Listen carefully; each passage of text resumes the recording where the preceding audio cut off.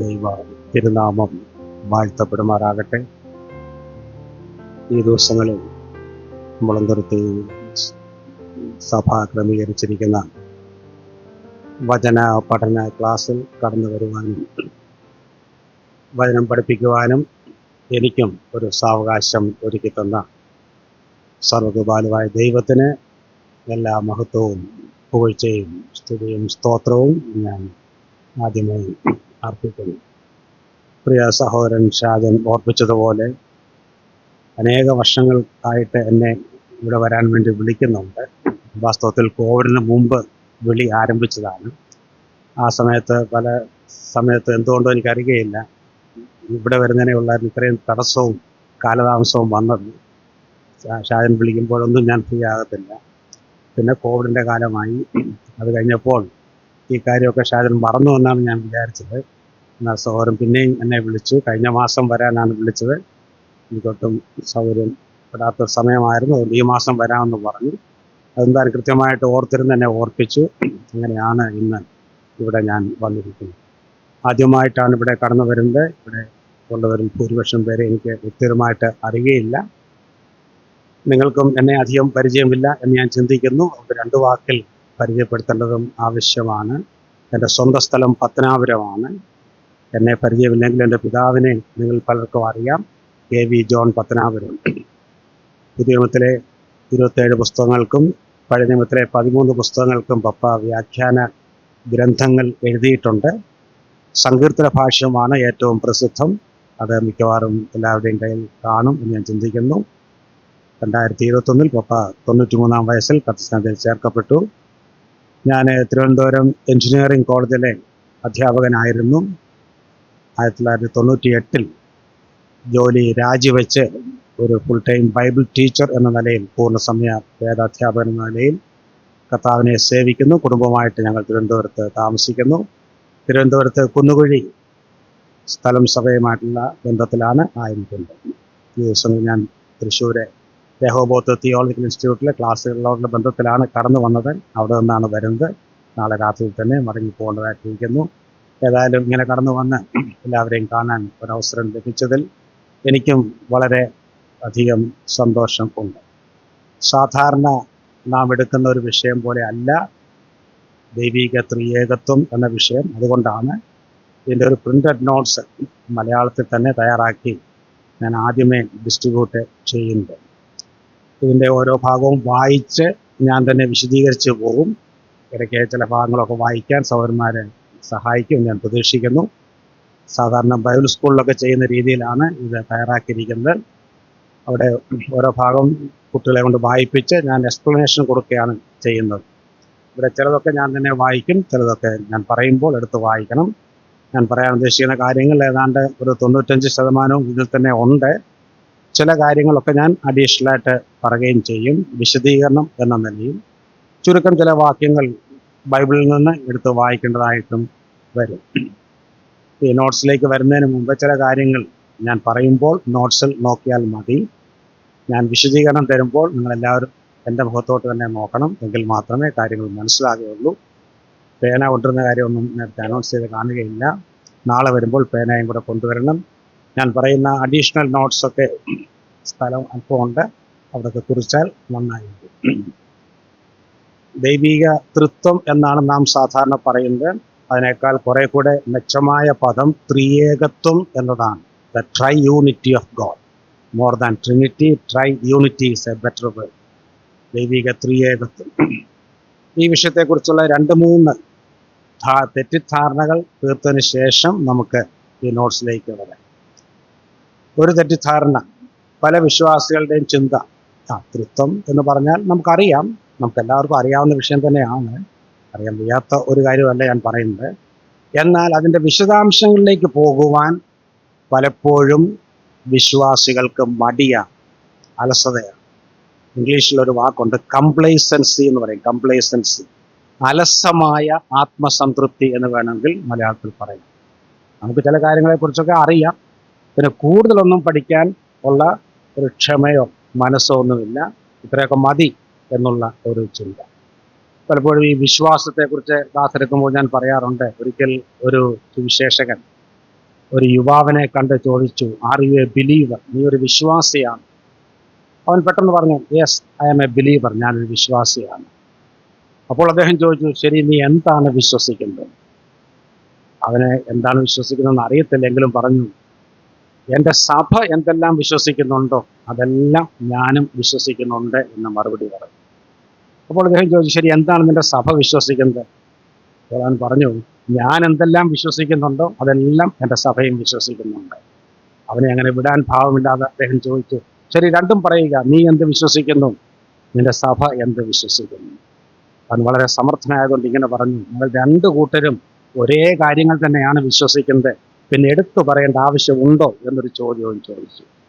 ഇന്ന് പലപ്പോഴും വിശ്വാസത്തിൻ്റെ കാര്യത്തിൽ മാത്രമല്ല, തത്വത്തിൻ്റെ കാര്യത്തിലാണെങ്കിലും പല ഉപദേശ വിഷയങ്ങളിലും പൊതുവെ വിശ്വാസികളുടെ ഇടയിൽ കാണുന്ന ഒരു തെറ്റായ മനോഭാവം ഇതുതന്നെയാണ്. അങ്ങനെ ഒരു കൂട്ടർ. മറ്റു ചിലരുടെ ഒരു തെറ്റായ മനോഭാവം എന്ന് പറയുന്നത്, ഈ വിഷയം എന്ന് പറഞ്ഞാൽ ആർക്കും മനസ്സിലാകാത്ത ദുർഗ്രഹമായ ഇൻകോംപ്രിഹെൻസിബിൾ ആയ ഒരു വിഷയമാണ്. ആർക്കും മനസ്സിലാകത്തില്ല, ആർക്കും മനസ്സിലാകാത്തൊരു പുതിയ തേങ്ങയാണ്. അതുകൊണ്ട് ഇത് പഠിച്ചിട്ട് കാര്യമൊന്നുമില്ല. ഒരു കൂട്ടർ കംപ്ലൈസൻസി കൊണ്ട്, അവരുടെ അലസമായ ആത്മസംതൃപ്തി കൊണ്ട് ഈ വിഷയം പഠിക്കുന്നില്ല. മറ്റേ കൂട്ടർ ഇതേതായാലും ആർക്കും മനസ്സിലാകത്തില്ല എന്ന് പറഞ്ഞ് അതിനെ മാറ്റിവെക്കുകയാണ്. വാസ്തവത്തിൽ ചിന്തിച്ച് നോക്കുകയും, നമ്മളൊക്കെ സ്കൂളിൽ നമ്മുടെ കുഞ്ഞുങ്ങളൊക്കെ പഠിക്കുന്ന വിഷയങ്ങൾ നമ്മളൊക്കെ പഠിച്ചപ്പോഴൊക്കെ എത്ര ഗഹനമായ ശാസ്ത്രീയ വിഷയങ്ങളും അറിയത്തില്ല എന്ന് പറഞ്ഞ് നാം മാറ്റിവെച്ചിട്ടില്ല. അതൊക്കെ നാം വളരെ കഠിനാധ്വാനം ചെയ്ത് അത് വേണ്ടി വന്നാൽ ട്യൂഷന് പോയോ മറ്റുള്ളവരോട് ചോദിച്ചോ ഒക്കെ നാം പഠിക്കാൻ വേണ്ടി എത്രയോ സമയമാണ് നാമും ഇന്ന് നമ്മുടെ കുഞ്ഞുങ്ങളും ഒക്കെ ചെലവഴിക്കുന്നത്. എന്നാൽ ആത്മീയ വിഷയങ്ങൾ വരുമ്പോൾ അതിനൊന്നും നമുക്ക് മനസ്സില്ല, സമയമില്ല, അത് ദുർഗ്രഹമാണെന്ന് പറഞ്ഞ് മാറ്റിവെക്കുകയാണ്. ഇത് രണ്ടും വിശ്വാസികളുടെ ഇടയിലുള്ള തെറ്റിദ്ധാരണകളാണ്. മൂന്നാമതൊരു തെറ്റിദ്ധാരണയുണ്ട്, അത് കുറച്ച് വിശ്വാസികൾക്കുണ്ട്, അതിൽ കൂടുതൽ അവിശ്വാസികൾക്കുണ്ട്. അവിശ്വാസികൾ സാധാരണ പറയാറുണ്ട്, ഈ തൃത്വം എന്ന് പറയുന്ന വിഷയം അത് യുക്തിക്ക് ചേർന്നതല്ല, ഇല്ലോജിക്കലാണ്. അത് യുക്തിക്ക് ചേർന്നതല്ല, യുക്തി വിരുദ്ധമാണ് എന്ന് പറയുന്നവരുണ്ട്. അത് ശരിയല്ല. അത് ഞാൻ അല്പം ഒന്ന് വിശദീകരിക്കാൻ ആഗ്രഹിക്കുന്നു. അവർ പറയുന്ന ന്യായം ഇതാണ്: നിങ്ങൾ പറയുന്നു ദൈവം, പിതാവ് ദൈവമാണ്, പുത്രൻ ദൈവമാണ്, പരിശുദ്ധാത്മാവ് ദൈവമാണ്, എന്നാൽ ഒരു ദൈവമേ ഉള്ളൂ. 1+1+1 3 പിന്നെ എങ്ങനെയാണ് ഒന്നാകുന്നത്? ഇതാണ് അവർ സാധാരണ ചോദിക്കുന്ന ചോദ്യം. ആ ചോദ്യം അവിടെ നിൽക്കട്ടെ. ഞാൻ ഇപ്പം മാത്തമാറ്റിക്സ് കുറച്ചൊക്കെ ഞാനും പഠിച്ചിട്ടുണ്ട്. മാത്തമാറ്റിക്സ് അറിയാവുന്ന ഒരാളാണ് ഇരിക്കുന്നത്. കുഞ്ഞുങ്ങളെ എത്രയും കണ്ടതിന് സന്തോഷമുണ്ട്. ഞാൻ ചോദ്യം ചോദിക്കുമ്പോൾ ഉത്തരം പറയണം. ശരി, ഒരു മാത്തമാറ്റിക്കൽ എക്സാമ്പിൾ തന്നെ ഞാൻ പറയാം. ഈ എണ്ണൽ സംഖ്യയിൽ ഏറ്റവും വലിയ സംഖ്യ ഏതാണ്? നമ്മൾ 1, 2, 3 ഇങ്ങനെ എണ്ണിപ്പോയാൽ ഏറ്റവും വലിയ സംഖ്യ ഏതാണ്? ഏറ്റവും വലിയ സംഖ്യ, which is the greatest counting number? ആർക്കും അറിയത്തില്ല, ആരും കണക്കൊന്നും പഠിച്ചിട്ടില്ല. ഞങ്ങളൊക്കെ പഠിക്കുന്ന കാലത്ത് ഇൻഫിനിറ്റി ആയിരുന്നു അല്ലേ? ഇൻഫിനിറ്റി എന്ന് കേട്ടിട്ടില്ല. എന്നാൽ ഇന്ന് അതും മാറി. ഇന്ന് ഗൂഗിൾ എന്നൊരു സംഖ്യയാണെന്നൊക്കെ പറയുന്നുണ്ട്. അതിൽ നിന്നാണ് ഗൂഗിൾ വന്നത്. 10 into 1 into 10 raised to 10, 10 raised to 100 എന്ന് വെച്ചാൽ 1 കഴിഞ്ഞിട്ട് 100 പൂജ്യം ഇട്ടാൽ എങ്ങനെ? അത് വായിക്കാൻ പോലും പറ്റുകയില്ല. അതാണ് ഈ ഗൂഗിൾ. അത് പോട്ടെ, പഴയ കണക്കെടുക്കാം. ഇൻഫിനിറ്റി സംബന്ധിച്ചല്ലോ ഏറ്റവും വലിയ സംഖ്യ. ഇൻഫിനിറ്റിയുടെ കൂടെ ഒരു ഇൻഫിനിറ്റി കൂടെ കൂട്ടിയാൽ എത്ര കിട്ടും പറഞ്ഞു? ഇൻഫിനിറ്റി പ്ലസ് ഇൻഫിനിറ്റി വീണ്ടും ഇൻഫിനിറ്റിയാണ്. ഇൻഫിനിറ്റി പ്ലസ് ഇൻഫിനിറ്റി പ്ലസ് ഇൻഫിനിറ്റിയോ അതും ഇൻഫിനിറ്റിയാണ്. അതെന്താണ് 3 ഇൻഫിനിറ്റി ആകാത്തത്? ശരി, 1+1+1 3. 1 × 1 × 1 അതെന്തുകൊണ്ടുണ്ടായെന്ന് ആരെങ്കിലും ചിന്തിച്ചിട്ടുണ്ടോ?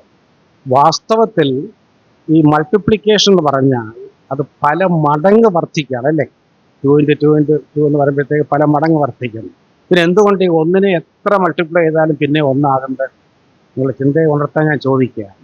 ഞാൻ പറഞ്ഞു വരുന്നത്, ഗണിതശാസ്ത്രത്തിലും മറ്റ് എല്ലാം പറയാൻ എനിക്ക് സമയം കിട്ടത്തില്ല, എല്ലാ ശാസ്ത്രീയ മേഖലകളിലും നമ്മുടെ യുക്തി കൊണ്ട് മനസ്സിലാക്കാൻ കഴിയാത്ത പല കാര്യങ്ങളുണ്ട്. പക്ഷേ അതെല്ലാം നാം കണ്ണടച്ച് അംഗീകരിക്കും, ഒരു പ്രശ്നവുമില്ല. അതിൻ്റെ പേരിൽ ആരുടെയും ഉറക്കം കിടന്നില്ല, ആർക്കും പരിഭവമില്ല, പരാതിയില്ല, ഒരു പ്രശ്നവുമില്ല. ഇതെല്ലാം ചോദിച്ചാൽ ഉത്തരം പറയും. അത് മാത്തമാറ്റിക്സിൽ അങ്ങനെയാണല്ലേ? അത് കണക്കിൻ്റെ ലോജിക്ക് അങ്ങനെയാണെന്ന് പറയും. ഇത് ശരിയാണെങ്കിൽ നമ്മൾ തൃത്വം എന്ന് പറയുമ്പോൾ ആരെക്കുറിച്ചാണ് പഠിക്കുന്നത്? ആരെക്കുറിച്ചാണ്? ഇൻഫിനിറ്റ് ഗോഡ്, അത് മറന്നു പോകരുത്. അനന്ത, നമ്മളൊക്കെ ലിമിറ്റഡ് പീപ്പിളാണ്. We are finite human beings.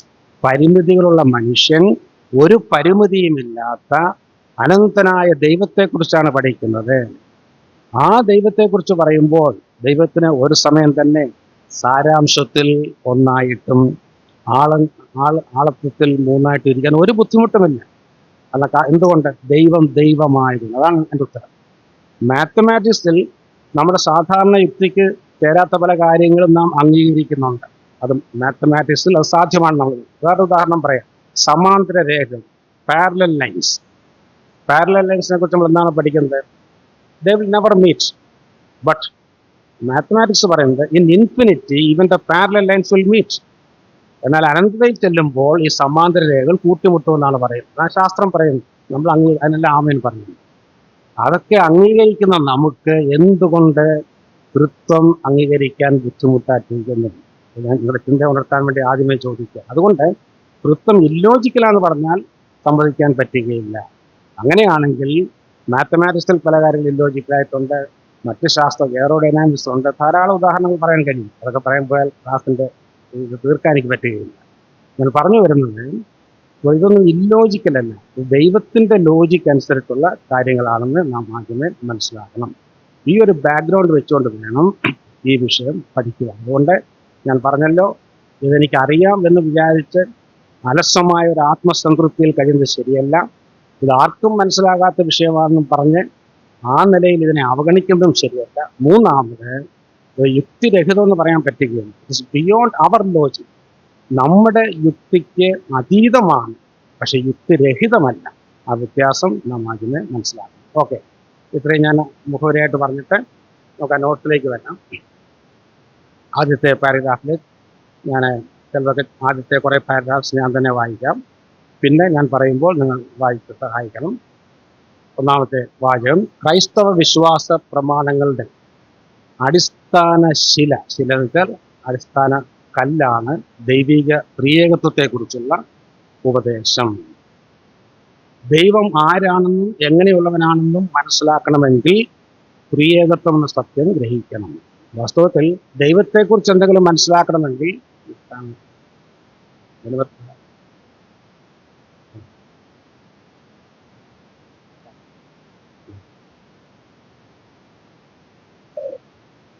ദൈവം ആരാണെന്നും എങ്ങനെയുള്ളവനാണെന്നും മനസ്സിലാക്കണമെങ്കിൽ ത്രിയേകത്വം എന്ന സത്യം ഗ്രഹിക്കണം. നമ്മൾ ദൈവത്തെ ആരാധിക്കുന്നവരാണ്, ദൈവത്തെ അനുസരിക്കുന്നവരാണ്. പക്ഷെ ആ ദൈവം ആരാണ്, എങ്ങനെയുള്ളവനാണ്, ഇത് മനസ്സിലാക്കണമെങ്കിൽ ത്രിയേകത്വം സത്യം ഗ്രഹിച്ചെങ്കിലേ മനസ്സിലാകുകയുള്ളൂ. ശരി, തൃത്വം എന്ന വാക്കോ ത്രിയേകത്വത്തിൻ്റെ നിർവചനമോ തിരുവഴുത്തിൽ കാണാൻ കഴിയുകയില്ലെങ്കിലും ത്രിയേകത്വം എന്ന ആശയം ഉൽപ്പത്തി മുതൽ വെളിപ്പാട് വരെ കാണാൻ സാധിക്കും. ഞാൻ കുറെ കഴിയുമ്പോൾ വിശദീകരിക്കും. പലരും പറയുന്ന ന്യായം ഇതാണ്, തൃത്വം എന്നുള്ള വാക്ക് ബൈബിളിലുണ്ട്. ഇല്ല. ത്രിയേകത്വം എന്നുള്ള വാക്കുണ്ടോ? ഇല്ല. പക്ഷേ ഈ വാക്ക് മാത്രമല്ല, നാം ഇന്ന് സാധാരണ ഉപയോഗിക്കുന്ന പല വാക്കുകളും ബൈബിളിലില്ല, അല്ലേ? ഉദാഹരണം പോലെ മനസ്സിൽ വരുന്നുണ്ട്. നമ്മളെപ്പോഴും പറയും വിശ്വാസ സ്നാനം.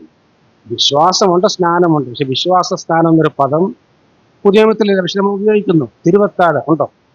നമ്മൾ സാധാരണ പറയുന്നത് തിരുവത്താഴം, ഉൽപ്രാപണം, ഇങ്ങനെ എത്രയോ വാക്കുകൾ നാമൊക്കെ ഉപയോഗിക്കുന്നു. അതൊന്നും വേദപുസ്തകത്തിലില്ല, പക്ഷേ ആ ആശയം വേദപുസ്തകത്തിലുണ്ട്. ഇതാണ് വ്യത്യാസം. വാക്കുകൾ അതുപോലെ ഇല്ല എങ്കിലും ആശയമുണ്ടെങ്കിൽ ക്രമേണ വിശ്വാസം എന്ത് ചെയ്യും? ഈ ആശയം വെളിപ്പെടുത്താൻ വേണ്ടി ചില വാക്കുകൾ ഉപയോഗിക്കും. വാസ്തവത്തിൽ ഉൽപ്പത്തി 1:1 മുതൽ വെളിപ്പാട് 22:1 വരെ കാണുന്ന ഒരാശയമാണ് തൃത്വം എന്ന് പറയുന്നത്. അത് ഞാൻ പിന്നെ വേദപുസ്തകത്തിലെ തെളിവുകൾ പറയുമ്പോൾ കൂടുതൽ പറയുന്നതായിരിക്കും. ഇനി അടുത്ത വാചകം, ദൈവം സാരാംശത്തിൽ എന്ന് പറഞ്ഞാൽ എസൻസ് ഓർ ബീയിങ് ഏകനാണെന്നും ആ സാരാംശത്തിൽ 3 വ്യക്തികളുണ്ടെന്നും 3 പേഴ്സൺസ് തൃത്വോപദേശം പഠിപ്പിക്കുന്നു. അതിൻ്റെ തൃത്വത്തിൻ്റെ ഒരു ചെറിയ നിർവചനമാണിത്. ദൈവം എസൻസ് ഇൻ ഹിസ് ബീയിങ്, അല്ലെ ദൈവിക പ്രകൃതിയിൽ ദൈവം ഏകനാണ്, ഒരു ദൈവം മാത്രമേ ഉള്ളൂ. എന്നാൽ ആ ഏകത്വത്തിൽ തന്നെ ഒരു ബഹുത്വമുണ്ട്, 3 വ്യക്തികളുണ്ട്.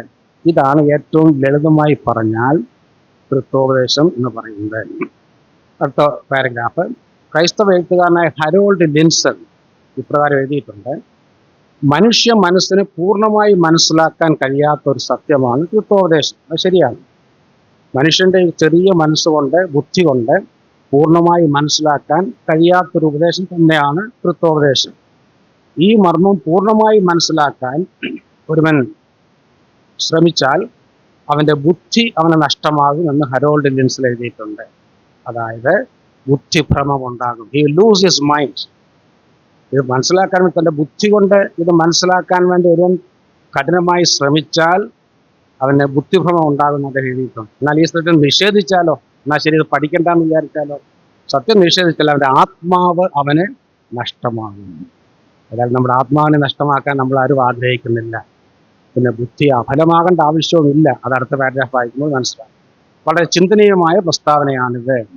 അപ്പോൾ പലപ്പോഴും നമ്മൾ അതിൻ്റെ ലോജിക്ക് മനസ്സിലാക്കാൻ വേണ്ടി, എങ്ങനെയാണ് ദൈവം ഒരേ സമയം തന്നെ മൂന്ന് വ്യക്തികൾ ഉണ്ടെങ്കിലും ഏകനായിട്ടിരിക്കുന്നത്, ഹൗ, അത് മനസ്സിലാക്കാൻ വേണ്ടി ശ്രമിക്കുമ്പോഴാണ് ഹരോൾഡ് ലിൻസൺ പറഞ്ഞതുപോലെ ബുദ്ധി അഫലമാകുന്നത്.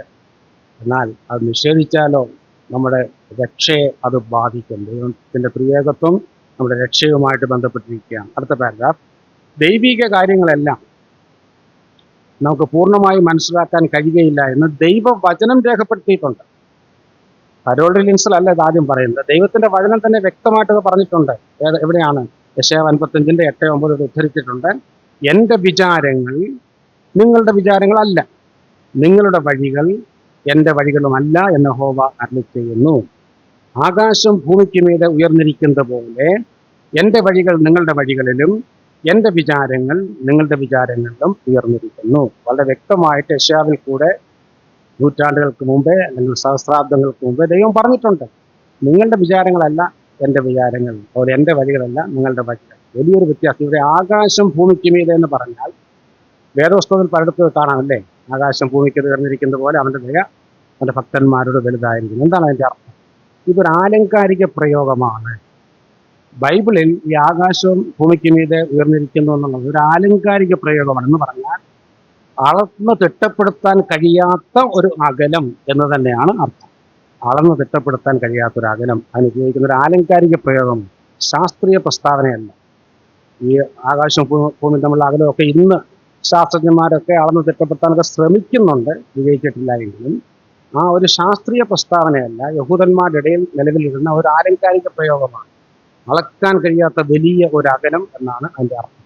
അപ്പോൾ അങ്ങനെ ഒരു ഗ്യാപ്പ് നമ്മുടെ ബുദ്ധിയും ദൈവത്തിൻ്റെ ബുദ്ധിയും തമ്മിലുണ്ട്, ദൈവത്തിൻ്റെ ചിന്തയും നമ്മുടെ ചിന്തയും തമ്മിലുണ്ട് എന്ന് ബൈബിൾ പറയുമ്പോൾ യു ഹാവ് ടു സേ ആമേൻ. നാം അതിന് ആമേൻ പറഞ്ഞേ പറ്റുകയുള്ളൂ. എഴുതിയിട്ടില്ലെങ്കിലും ചാൾസ് വെസ്ലി ഒരു പ്രസ്താവന നടത്തിയിട്ടുണ്ട്. ചാൾസ് വെസ്ലി പറയുന്നത്, മനുഷ്യനെ പൂർണ്ണമായി മനസ്സിലാക്കാൻ കഴിയുന്ന ഒരു പുഴുവിനെ കാണിച്ചു തരിക. മനുഷ്യനെ പൂർണ്ണമായി മനസ്സിലാക്കാൻ കഴിയുന്ന ഒരു പുഴുവിനെ കാണിച്ചു തരാമെങ്കിൽ ദൈവത്തെ പൂർണ്ണമായി മനസ്സിലാക്കാൻ കഴിയുന്ന ഒരു മനുഷ്യനെ ഞാൻ കാണിച്ചു തരും. മനസ്സിലായോ? മനുഷ്യനെ പൂർണ്ണമായിട്ട് മനസ്സിലാക്കാൻ കഴിയുന്ന പുഴുവുണ്ട്. പുഴുവിൻ്റെ കാര്യം പോകട്ടെ, think about our domestic animals. മനുഷ്യനെ പൂർണ്ണമായി മനസ്സിലാക്കാൻ കഴിയുന്ന വളർത്തുമൃഗങ്ങൾ എന്തെങ്കിലും ഉണ്ട്. നമ്മളൊക്കെ പട്ടിയൊക്കെ വളർത്തുന്നവരാണ്. ചില വീടുകളിലൊക്കെ ഞാൻ കണ്ടിട്ടുണ്ട്, പട്ടിയൊക്കെ അവരെ ട്രെയിൻ ചെയ്യുന്നത്. എങ്ങനെയാണ് ട്രെയിൻ ചെയ്യുന്നത്? രാവിലെ നമ്മൾ പൊതുവെ അലസതയുള്ളവരാണല്ലോ, രാവിലെ പേപ്പറുകാരൻ കൊണ്ടുവന്ന് ഗേറ്റിൻ്റെ അവിടെ പേപ്പർ ഇടുമ്പോൾ ഈ പട്ടി പോയി എടുത്തുകൊണ്ട് വരും. അത് ട്രെയിൻ ചെയ്താൽ പട്ടി അത് ചെയ്യും. പക്ഷെ അതുകൊണ്ട് മനുഷ്യനെ മനസ്സിലാക്കുന്ന അർത്ഥമില്ല. ഈ പട്ടിയുടെ പേപ്പർ വായിച്ചു തരാൻ പറഞ്ഞാൽ അത് വായിക്കത്തില്ല, അത് വേറൊരു വിഷയം. അപ്പോൾ പറയുന്നത്, ഈ മൃഗങ്ങളെയൊക്കെ പരിശീലിപ്പിച്ച് ചില കാര്യങ്ങൾ ചെയ്യാമെങ്കിലും മനുഷ്യനെ പൂർണ്ണമായി മനസ്സിലാക്കാൻ ഒരു മൃഗത്തിനും കഴിയുകയില്ല. അങ്ങനെയാണെങ്കിൽ ഈ വലിയവനായ ദൈവത്തെ, അത്യുന്നതനായ ദൈവത്തെ, ആദ്യന്തവിഹീനനായ നിത്യനായ ദൈവത്തെ നമുക്കെത്ര മനസ്സിലാക്കാൻ കഴിയും? നമ്മുടെ പരിമിതി നാം ആദ്യം അംഗീകരിക്കും. പിന്നെ ദൈവം തൻ്റെ വചനത്തിൽ ചില കാര്യങ്ങൾ വെളിപ്പെടുത്തി തന്നിട്ടുണ്ട്. അത് നാം ദൈവകൃപയിൽ ആശ്രയിച്ച് ദൈവത്തിൻ്റെ പരിശുദ്ധാത്മാവിൻ്റെ ശക്തിയിൽ പഠിച്ച് മനസ്സിലാക്കാൻ ശ്രമിക്കുന്നു എന്ന് മാത്രം. അപ്പോൾ അത് നാം ആദ്യമേ അംഗീകരിക്കണം. അടുത്ത പാരഗ്രാഫ്, അതുകൊണ്ട് ഇത്രയും ബാക്ക്ഗ്രൗണ്ട് വെച്ച് അതിൻ്റെ അടിസ്ഥാനത്തിൽ പറയുകയാണ്. അതുകൊണ്ട് തൃത്വത്തെക്കുറിച്ച് പഠിക്കുമ്പോൾ ഇനി ശ്രദ്ധിക്കുക, ദൈവം എങ്ങനെ ഒരേ സമയം മൂന്ന് വ്യക്തികളായും സാരാംശത്തിൽ ഏകനായും ഇരിക്കുന്നു എന്നത് മനസ്സിലാക്കാനല്ല. അത് ശ്രദ്ധിച്ചോ, എങ്ങനെ, ഞാൻ അണ്ടർലൈൻ ചെയ്തിട്ടുണ്ട്, ഹൗ, അത് മനസ്സിലാക്കാനല്ല. പ്രത്യുത ദൈവവചനം ഈ വിഷയത്തെക്കുറിച്ച് എന്തെല്ലാം സത്യങ്ങൾ വെളിപ്പെടുത്തിയിരിക്കുന്നു എന്ന് മനസ്സിലാക്കാൻ മാത്രമാണ് നാം പരിശ്രമിക്കുന്നത്. മനസ്സിലായോ? ഒന്നുകൂടെ വായിക്കാം. ഈ ഒരു വാചകം മനസ്സിലായാൽ പിന്നുള്ള കാര്യങ്ങൾ വലിയ ബുദ്ധിമുട്ട് വരിക. നമ്മുടെ പർപ്പസ് എന്താണ്? എങ്ങനെ ദൈവം ഒരേ സമയം തന്നെ മൂന്നായിട്ടും ഒന്നായിട്ട് ഇരിക്കുന്നു എന്നുള്ളത് മനസ്സിലാക്കാൻ. അല്ല, ദൈവവചനം ദൈവത്വത്തെക്കുറിച്ച് അല്ലെങ്കിൽ ത്രിയേക ദൈവത്തെക്കുറിച്ച് എന്ത് വെളിപ്പെടുത്തിയിരിക്കുന്നു അത് മനസ്സിലാക്കാനാണ് നാം പരിശ്രമിക്കുന്നത്. ഇനി എങ്ങനെയെന്ന് ചോദിച്ചാൽ ഇവിടെ എഴുതിയിട്ടില്ല, അതൊക്കെ അഡീഷണലായിട്ട് പറയുകയാണ്. അതിൻ്റെ ഏറ്റവും ലളിതമായ ഉത്തരം ഞാൻ ചോദിക്കട്ടെ. ദൈവം നിത്യനാണ്, നമുക്കെല്ലാം അറിയാവുന്ന സത്യമാണ്. നാം മാത്രമല്ല, ദൈവം ഉണ്ടെന്ന് വിശ്വസിക്കുന്ന എല്ലാവരും അംഗീകരിക്കുന്ന കാര്യമാണ്. ദൈവം നിത്യനാണ്. How can God be eternal? ആദ്യമില്ല അന്തവുമില്ല. നമുക്കത് ചിന്തിക്കാൻ പറ്റും. മനുഷ്യനെ സംബന്ധിച്ച് എല്ലാത്തിനും ഒരു ആരംഭമുണ്ട്, ഒരവസാനമുണ്ട്. എന്നാൽ ദൈവത്തെക്കുറിച്ച് ബൈബിൾ വെളിപ്പെടുത്തുന്ന ദൈവം നിത്യനാണ്. ദൈവത്തിന് ആരംഭമില്ല, അവസാനം. ഹൗ, എങ്ങനെയെന്ന് ചോദിച്ചാൽ എന്താണ് ഉത്തരം? അതിന് പ്രത്യേകിച്ച് ഉത്തരമില്ല. ദൈവമായതുകൊണ്ട് ദൈവത്തിന് സാധിക്കും. അടുത്തത്, ഗോഡ് ഈസ് ഓംനിപ്രസന്റ്. ദൈവം സർവ്വവ്യാപിയാണ്. എങ്ങനെ ഒരാൾക്ക് ഒരേ സമയം എല്ലായിടത്തും ആയിരിക്കാൻ പറ്റും? എന്താണ് സർവ്വവ്യാപി എന്ന് വെച്ചാൽ അർത്ഥം? ഇപ്പം ഉദാഹരണത്തിന് നമ്മളൊക്കെ ഈ ഹാളിൽ ഇരിക്കുകയാണ്. ഈ സമയത്ത് ആരെങ്കിലും നമ്മുടെ വീട്ടിൽ ചെന്നാൽ നമ്മളെ കാണാൻ സാധിക്കും? ഇല്ല. നമ്മൾ ലോക്കലൈസ്ഡ് ആണ്. നമ്മൾ ഒരു സ്ഥലത്തുള്ളപ്പോൾ മറ്റൊരു സ്ഥലത്തില്ല. എന്നാൽ ദൈവം അങ്ങനെയാണ്. ദൈവത്തിന് ഒരേ സമയം തന്നെ സ്വർഗത്തിലും ഭൂമിയിലും എല്ലായിടത്തും നിറഞ്ഞു നിൽക്കാൻ തൻ്റെ സാന്നിധ്യത്തിൽ കഴിയും. അത് എങ്ങനെയെന്ന് ചോദിച്ചാൽ നമുക്ക് ഉത്തരം അറിയത്തില്ല. നമുക്കറിയാം, ദൈവം തന്നെ ചോദിച്ചിട്ടുണ്ടല്ലോ, യഹോവയാൽ കഴിയാത്ത വല്ല കാര്യവും ഉണ്ടോ? 14:14. അപ്പോൾ ദൈവത്തിനത് കഴിയും. ദൈവമായതുകൊണ്ട് ദൈവത്തിന് നിത്യനായിട്ട് സ്ഥിതി ചെയ്യാൻ സാധിക്കും. ദൈവത്തിന് സർവ്വവ്യാപിയാകാൻ സാധിക്കും. അതൊക്കെ കഴിയുമെങ്കിൽ എന്തുകൊണ്ട് ദൈവത്തിന് ത്രിയേകനായി ഇരിക്കാൻ കഴിയുകയില്ല? ഇതാണ് ചോദ്യം. അപ്പോൾ ഈ ഹൗ എന്നുള്ളതിനെ കുറിച്ച് നമ്മൾ അധികം ചിന്തിക്കേണ്ട. How is possible? ആ പോസിബിലിറ്റിയാണ് ഞാൻ പറഞ്ഞു വന്നത്. ദൈവമായതുകൊണ്ട്, ദൈവം നിത്യനായതുകൊണ്ട്, സർവജ്ഞാനിയും സർവ്വവ്യാപിയും സർവശക്തനും ആയതുകൊണ്ട് ദൈവത്തിന് ത്രിയേകനും ആകാൻ ഒരു ബുദ്ധിമുട്ടും ദൈവത്തിനില്ല. പിന്നെ നമ്മുടെ ഉദ്ദേശം എന്താ? ഈ പഠനത്തിൻ്റെ ലക്ഷ്യം എന്താ? ദൈവവചനം ഈ വിഷയത്തെക്കുറിച്ച് എന്ത് പഠിപ്പിക്കുന്നു അത് ക്രമമായിട്ട് മനസ്സിലാക്കി അത് പഠിക്കുക. അത്രയും നാം ചിന്തിക്കുന്നില്ല. അതിൻ്റെ ആവശ്യമേ നമുക്കുണ്ട്. ഓക്കെ, അടുത്ത വാക്യം.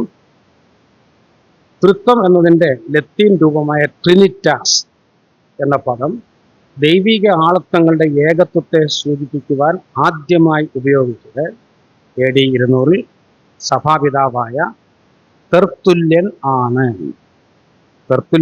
ഈ ഒരു പദം ആദ്യമായിട്ട് ഉപയോഗിച്ചത്. ഇത് പറയുമ്പോൾ ചിലപ്പോൾ സംശയം തോന്നും. നമ്മുടെ യൂട്യൂബിലൊക്കെ ധാരാളം ഈ ട്രിനിറ്റിയെക്കുറിച്ചുള്ള ക്ലാസ്സുകളുണ്ട്, നമ്മുടെ സഹോദരന്മാരെടുത്തും അല്ലാത്തതും. ചിലർ പറയാറുണ്ട് തിയോഫിലോസ് എന്ന് പറയുന്ന ഒരു സഭാപിതാവാണ് ഈ പദം ഉപയോഗിച്ചത്. അദ്ദേഹം ഉപയോഗിച്ചു, പക്ഷേ അദ്ദേഹം ഉപയോഗിച്ചത് അല്പം വ്യത്യസ്തമായ അർത്ഥത്തിലാണ്. ദൈവം, ദൈവവചനം, ദൈവത്തിൻ്റെ ജ്ഞാനം, ഇതിനെ മൂന്നിനെയും കൂടി ചേർത്താണ് അദ്ദേഹം തൃത്വം എന്ന് ആദ്യം വിളിക്കുന്നത്. എന്നാൽ നമ്മൾ തൃത്വം എന്ന് ഉപയോഗിക്കുമ്പോൾ അങ്ങനെയല്ല. പിതാവ്, പുത്രൻ, പരിശുദ്ധാത്മാവ് ചേർന്ന തൃത്വം. ആ അർത്ഥത്തിൽ ക്രൈസ്തവ സഭാ ചരിത്രത്തിൽ ആദ്യം ഈ വാക്കുപയോഗിച്ചത് തെർത്തുല്യനാണ്. ഞാൻ അത്രയും കൂടെ പറഞ്ഞത്, അല്ലെങ്കിൽ നാളെ വേറെ ആരെങ്കിലും ഈ സംശയം നിങ്ങളോട് ചോദിക്കും. ഞാനതുകൊണ്ട് അതുകൂടെ ക്ലാരിഫൈ ചെയ്യുന്നത്. തിയോഫിലോസ് ഉപയോഗിച്ചെങ്കിൽ ഈ അർത്ഥത്തിലല്ല. ഈ അർത്ഥത്തിൽ ആദ്യം ഉപയോഗിച്ചത് തെർത്തുല്യനാണ്. അപ്പോൾ ഇത് പറയുമ്പോൾ ഇല്ലാത്ത ചില കാര്യങ്ങളൊക്കെ പറയട്ടെ. ചിലർ പറയാറുണ്ട്, ഈ തൃത്വം വിശ്വസിക്കാത്തവരാണ് യഹോവ സാക്ഷികളും മുസ്ലിങ്ങളും ഒക്കെ. അവരൊക്കെ പറയുന്നത് ഈ 2-ാം നൂറ്റാണ്ടിൽ തെർത്തുല്യൻ കണ്ടുപിടിച്ചൊരു ഉപദേശമാണ് തൃത്വം എന്നൊരു ആരോപണം ഉണ്ട്. അതൊരു ആരോപണമാണ്, അത് ശരിയല്ല. ഞാൻ വീണ്ടും ശാസ്ത്രത്തിലെ ഉദാഹരണം പറഞ്ഞു. ലോ ഓഫ് ഗ്രാവിറ്റി അല്ലേ? ലോ ഓഫ് ഗ്രാവിറ്റി ആരാണ് കണ്ടുപിടിച്ചത്? ആരാ പറഞ്ഞോ? ഐസക് ന്യൂട്ടൺ ആണല്ലേ? 1687 ഐസക് ന്യൂട്ടൻ്റെ തലയിൽ ആപ്പിൾ വീണെന്നൊക്കെയാണ് കഥ പറയുന്നത്. എന്നാലും പാവത്തിൻ്റെ തലയിൽ ആപ്പിൾ വീണപ്പോൾ ലോ ഓഫ് ഗ്രാവിറ്റി കണ്ടുപിടിച്ചു. നമ്മുടെ തലയിൽ ആപ്പിളല്ല, തേങ്ങ വീണാലും ഒന്നും കണ്ടുപിടിക്കത്തില്ല, അത് വേറൊരു വിഷയം. എന്നാൽ അദ്ദേഹം ഇത് കണ്ടുപിടിച്ചു. ഇനി എൻ്റെ ചോദ്യം, ഈ Isaac Newton 1687 law of gravity കണ്ടുപിടിച്ചപ്പോഴാണോ അന്ന് പോലാണോ ലോ ഓഫ് ഗ്രാവിറ്റി പ്രവർത്തിക്കാൻ തുടങ്ങിയത്? അല്ല. ദൈവം പ്രപഞ്ചത്തെ ഉണ്ടാക്കിയ മൂലം അതുണ്ട്. എന്നാൽ അതിനെക്കുറിച്ച് പലർക്കും അറിയത്തില്ലായിരുന്നു.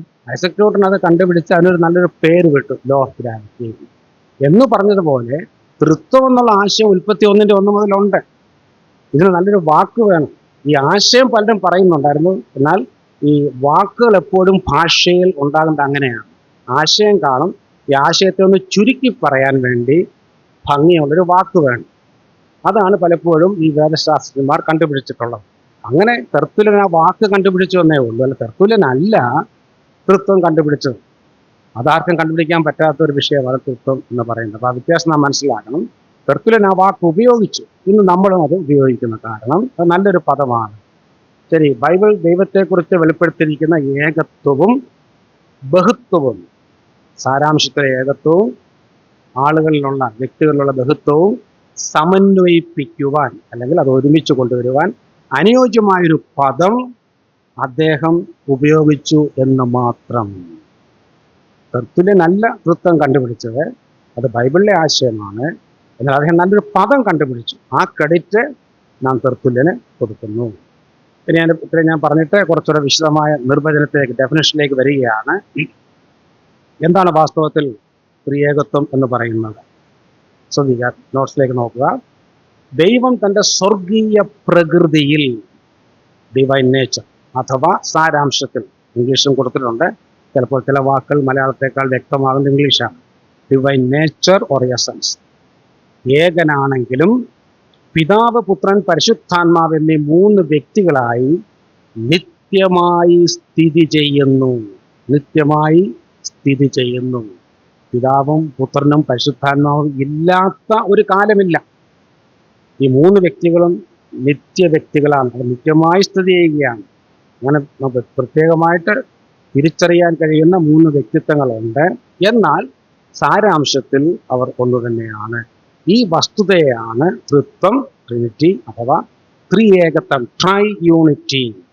അതാണ് കുറെ കൂടെ കൃത്യമായ പദം. പക്ഷേ നമ്മൾ സാധാരണ ട്രിനിറ്റി എന്നുള്ളത് ധാരാളം ഉപയോഗിച്ച് ഇത് മാറ്റാൻ ബുദ്ധിമുട്ടാണ്. ത്രിയേകത്വം, അതിനകത്ത് ഏകത്വം എന്നുള്ളത് വരുന്നുണ്ട്, അതുപോലെ ബഹുത്വവും രണ്ടും വരും ത്രിയേകത്വം എന്ന് പറയുന്നത്. അത് ഞാൻ ഇംഗ്ലീഷിലൊന്ന് കൊടുത്തിട്ടുണ്ട്. The doctrine of Trinity states that God is one in his divine nature or essence, but eternally exists as 3 persons, namely Father, Son and the Holy Spirit. അപ്പോൾ ഇതാണ് അതിൻ്റെ ഏറ്റവും ലളിതമായ നിർവചനം എന്ന് പറയുന്നത്. ദൈവത്തിൻ്റെ പ്രകൃതിയിൽ, ആ ബീയിങ്ങിൽ ദൈവം ഒന്നാണ്, അല്ലെങ്കിൽ യൂണിറ്റിയാണ്, ഏകത്വമാണ്. എന്നാൽ ആ ഏകത്വത്തിൽ 3 വ്യക്തികൾ ഉണ്ട്. അതാണ് ഏകത്വത്തിലെ ബഹുത്വം എന്ന് പറയുന്നത്. നിത്യരായ ഈ 3 ദൈവിക വ്യക്തികൾ, ഡിവൈൻ പേഴ്സൺസ്, തമ്മിൽ ശുശ്രൂഷകളിൽ വ്യത്യാസമുണ്ടെങ്കിലും, നോട്ട്സ് ഞാൻ വായിക്കുകയാണ്, മലയാളം അറിയാവുന്നവരാണെന്നല്ലേ, വ്യത്യാസമുണ്ടെങ്കിലും സാരാംശത്തിലും ഗുണവിശേഷങ്ങളിലും തുല്യരാണ്. സാരാംശത്തിലും ഗുണവിശേഷങ്ങളിലും തുല്യരാണ്. ത്രിയേകത്വത്തിലെ 2 പ്രധാന വസ്തുതകളാണ് സാരാംശവും ആളത്വവും. ഇനി അതാണ് അടുത്ത 2 വാക്കുകൾ ഞാൻ വിശദീകരിക്കുന്നത്. ഒന്ന്, സാരാംശം, സത്ത എന്ന് പറഞ്ഞാൽ എന്താണ്? ദൃശ്യമായ വസ്തുക്കളുടെ സാരാംശം, എസൻസ് അല്ലെങ്കിൽ സബ്സ്റ്റൻസ് എന്നത് അവയെ ഉണ്ടാക്കിയിരിക്കുന്ന പദാർത്ഥമാണ്. അവയെ ഉണ്ടാക്കിയിരിക്കുന്ന പദാർത്ഥം. ഉദാഹരണത്തിന് ഇപ്പം നിങ്ങൾ ഒരു കസേരകളിലാണ് ഇരിക്കുന്നത്. What is it made of? ഈ കസേര എങ്ങനെയാണ് ഉണ്ടാക്കിയിരിക്കുന്നത്? എന്താണ് എൻ്റെ പദാർത്ഥം? പ്ലാസ്റ്റിക് ആണല്ലേ, ഈ മേശത്തടിയാണ് അല്ലേ, മേശത്തടി കൊണ്ടാണ്. അപ്പോൾ എന്താണ് ഇതിൻ്റെ എസൻസ് എന്ന് ചോദിച്ചാൽ, ഈ കസേരയുടെ പ്ലാസ്റ്റിക് ആണ് നമ്മൾ പറയും, ഈ മേശയുടെ തടിയാണെന്ന് പറയും. അപ്പോൾ ദൃശ്യമായ ഓബ്ജക്ട്സ് നമുക്ക് അങ്ങനെ പറയാൻ സാധിക്കും. ശരി, നമ്മുടെ ശരീരത്തെക്കുറിച്ച് ചിന്തിച്ചാൽ എന്താണ് അതിൻ്റെ എസൻസ്? ശരീരം എന്താ? നമ്മുടെ ശരീരം എങ്ങനെയാണ് ഉണ്ടാക്കിയിരിക്കുന്നത്? വേദവസ്തുപ്രകാരം പറഞ്ഞാൽ മണ്ണുകൊണ്ട്, അത് പറയാൻ ബുദ്ധിമുട്ടുണ്ട്.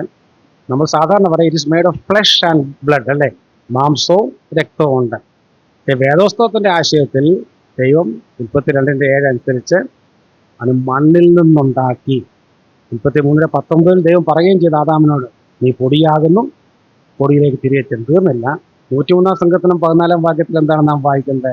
അവൻ നമ്മുടെ പ്രകൃതി അറിയുന്നുവല്ലോ, നാം പൊടിയെന്ന് അവൻ ഓർക്കുന്നു. നമ്മൾ ഓർക്കുന്നില്ല, ദൈവം ഓർക്കുന്നുണ്ട്. ദൈവം എപ്പോഴും ഓർക്കും നമ്മൾ പൊടിയാണ്. നമ്മൾ നമ്മുടെ ഭാവം കണ്ടു കഴിഞ്ഞാൽ നമ്മുടെ ശരീരമൊക്കെ സ്വർണം കൊണ്ടുണ്ടാക്കിയെന്നുള്ള മട്ടിലാണ് നടക്കുന്നത്. എന്നാൽ ബൈബിൾ പറയുന്നു ഇത് പൊടി കൊണ്ടുണ്ടാക്കിയതാണ്. അപ്പോൾ അത്രയും അംഗീകരിക്കാൻ ബുദ്ധിമുട്ടുണ്ടെങ്കിലും നമുക്ക് പറയാം it is made of flesh and blood, മാംസവും രക്തവും കൊണ്ടാണ്. അതെൻ്റെ സബ്സ്റ്റൻസ്. ഓർക്കണം, ദൃശ്യമായ ഒരു കാര്യത്തിൻ്റെ സബ്സ്റ്റൻസ് എന്ന് പറയുന്നത് അത് ഉണ്ടാക്കിയിരിക്കുന്ന കാര്യമാണ്. ശരി, ദൈവത്തെക്കുറിച്ച് ചിന്തിക്കുക. God is invisible. യോഹന്നാൻ 4:24 ദൈവം കർത്താവ് പറഞ്ഞു, ഗോഡ് ഈസ് സ്പിരിറ്റ്, ദൈവം ആത്മാവാകുന്നു. ആത്മരൂപിയായ ദൈവത്തിൻ്റെ എസൻസ് എന്താണ്? ഞാൻ പറഞ്ഞത് മനസ്സിലാവുന്നുണ്ടോ? ദൈവം ആത്മാവാണ്. ആത്മരൂപിയായ ദൈവത്തിൻ്റെ എസൻസ് എന്താണ്? കാണാൻ പറ്റുന്നൊരു പദാർത്ഥമാണെങ്കിൽ നമുക്കതിൻ്റെ എസൻസ് എന്ന് പറയുന്നത് അതുണ്ടാക്കിയ സാധനം എന്ന് പറയും. ദൈവം അരൂപിയല്ല. ദൈവത്തിൻ്റെ എസൻസ് എന്താണ്?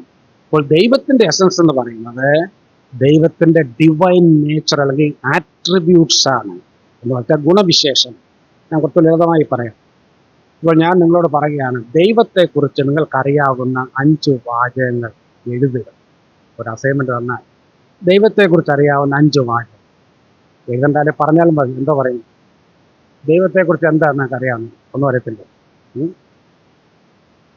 നമ്മൾ സർവ്വവ്യാപിയാണെന്ന് തോന്നുന്നില്ല. ചിലപ്പോൾ നമ്മൾ ഗോഡ് ഈസ് ലവ് അല്ലേ, ദൈവം സ്നേഹപൂർണ്ണനാണ്, ദൈവം കരുണയുള്ളവനാണ്, അല്ലെങ്കിൽ ദൈവം ദീർഘക്ഷമയുള്ളവനാണ്. ഓർക്കുക, ഈ പറഞ്ഞതെല്ലാം ദൈവത്തിൻ്റെ ആട്രിബ്യൂട്ട്സാണ്.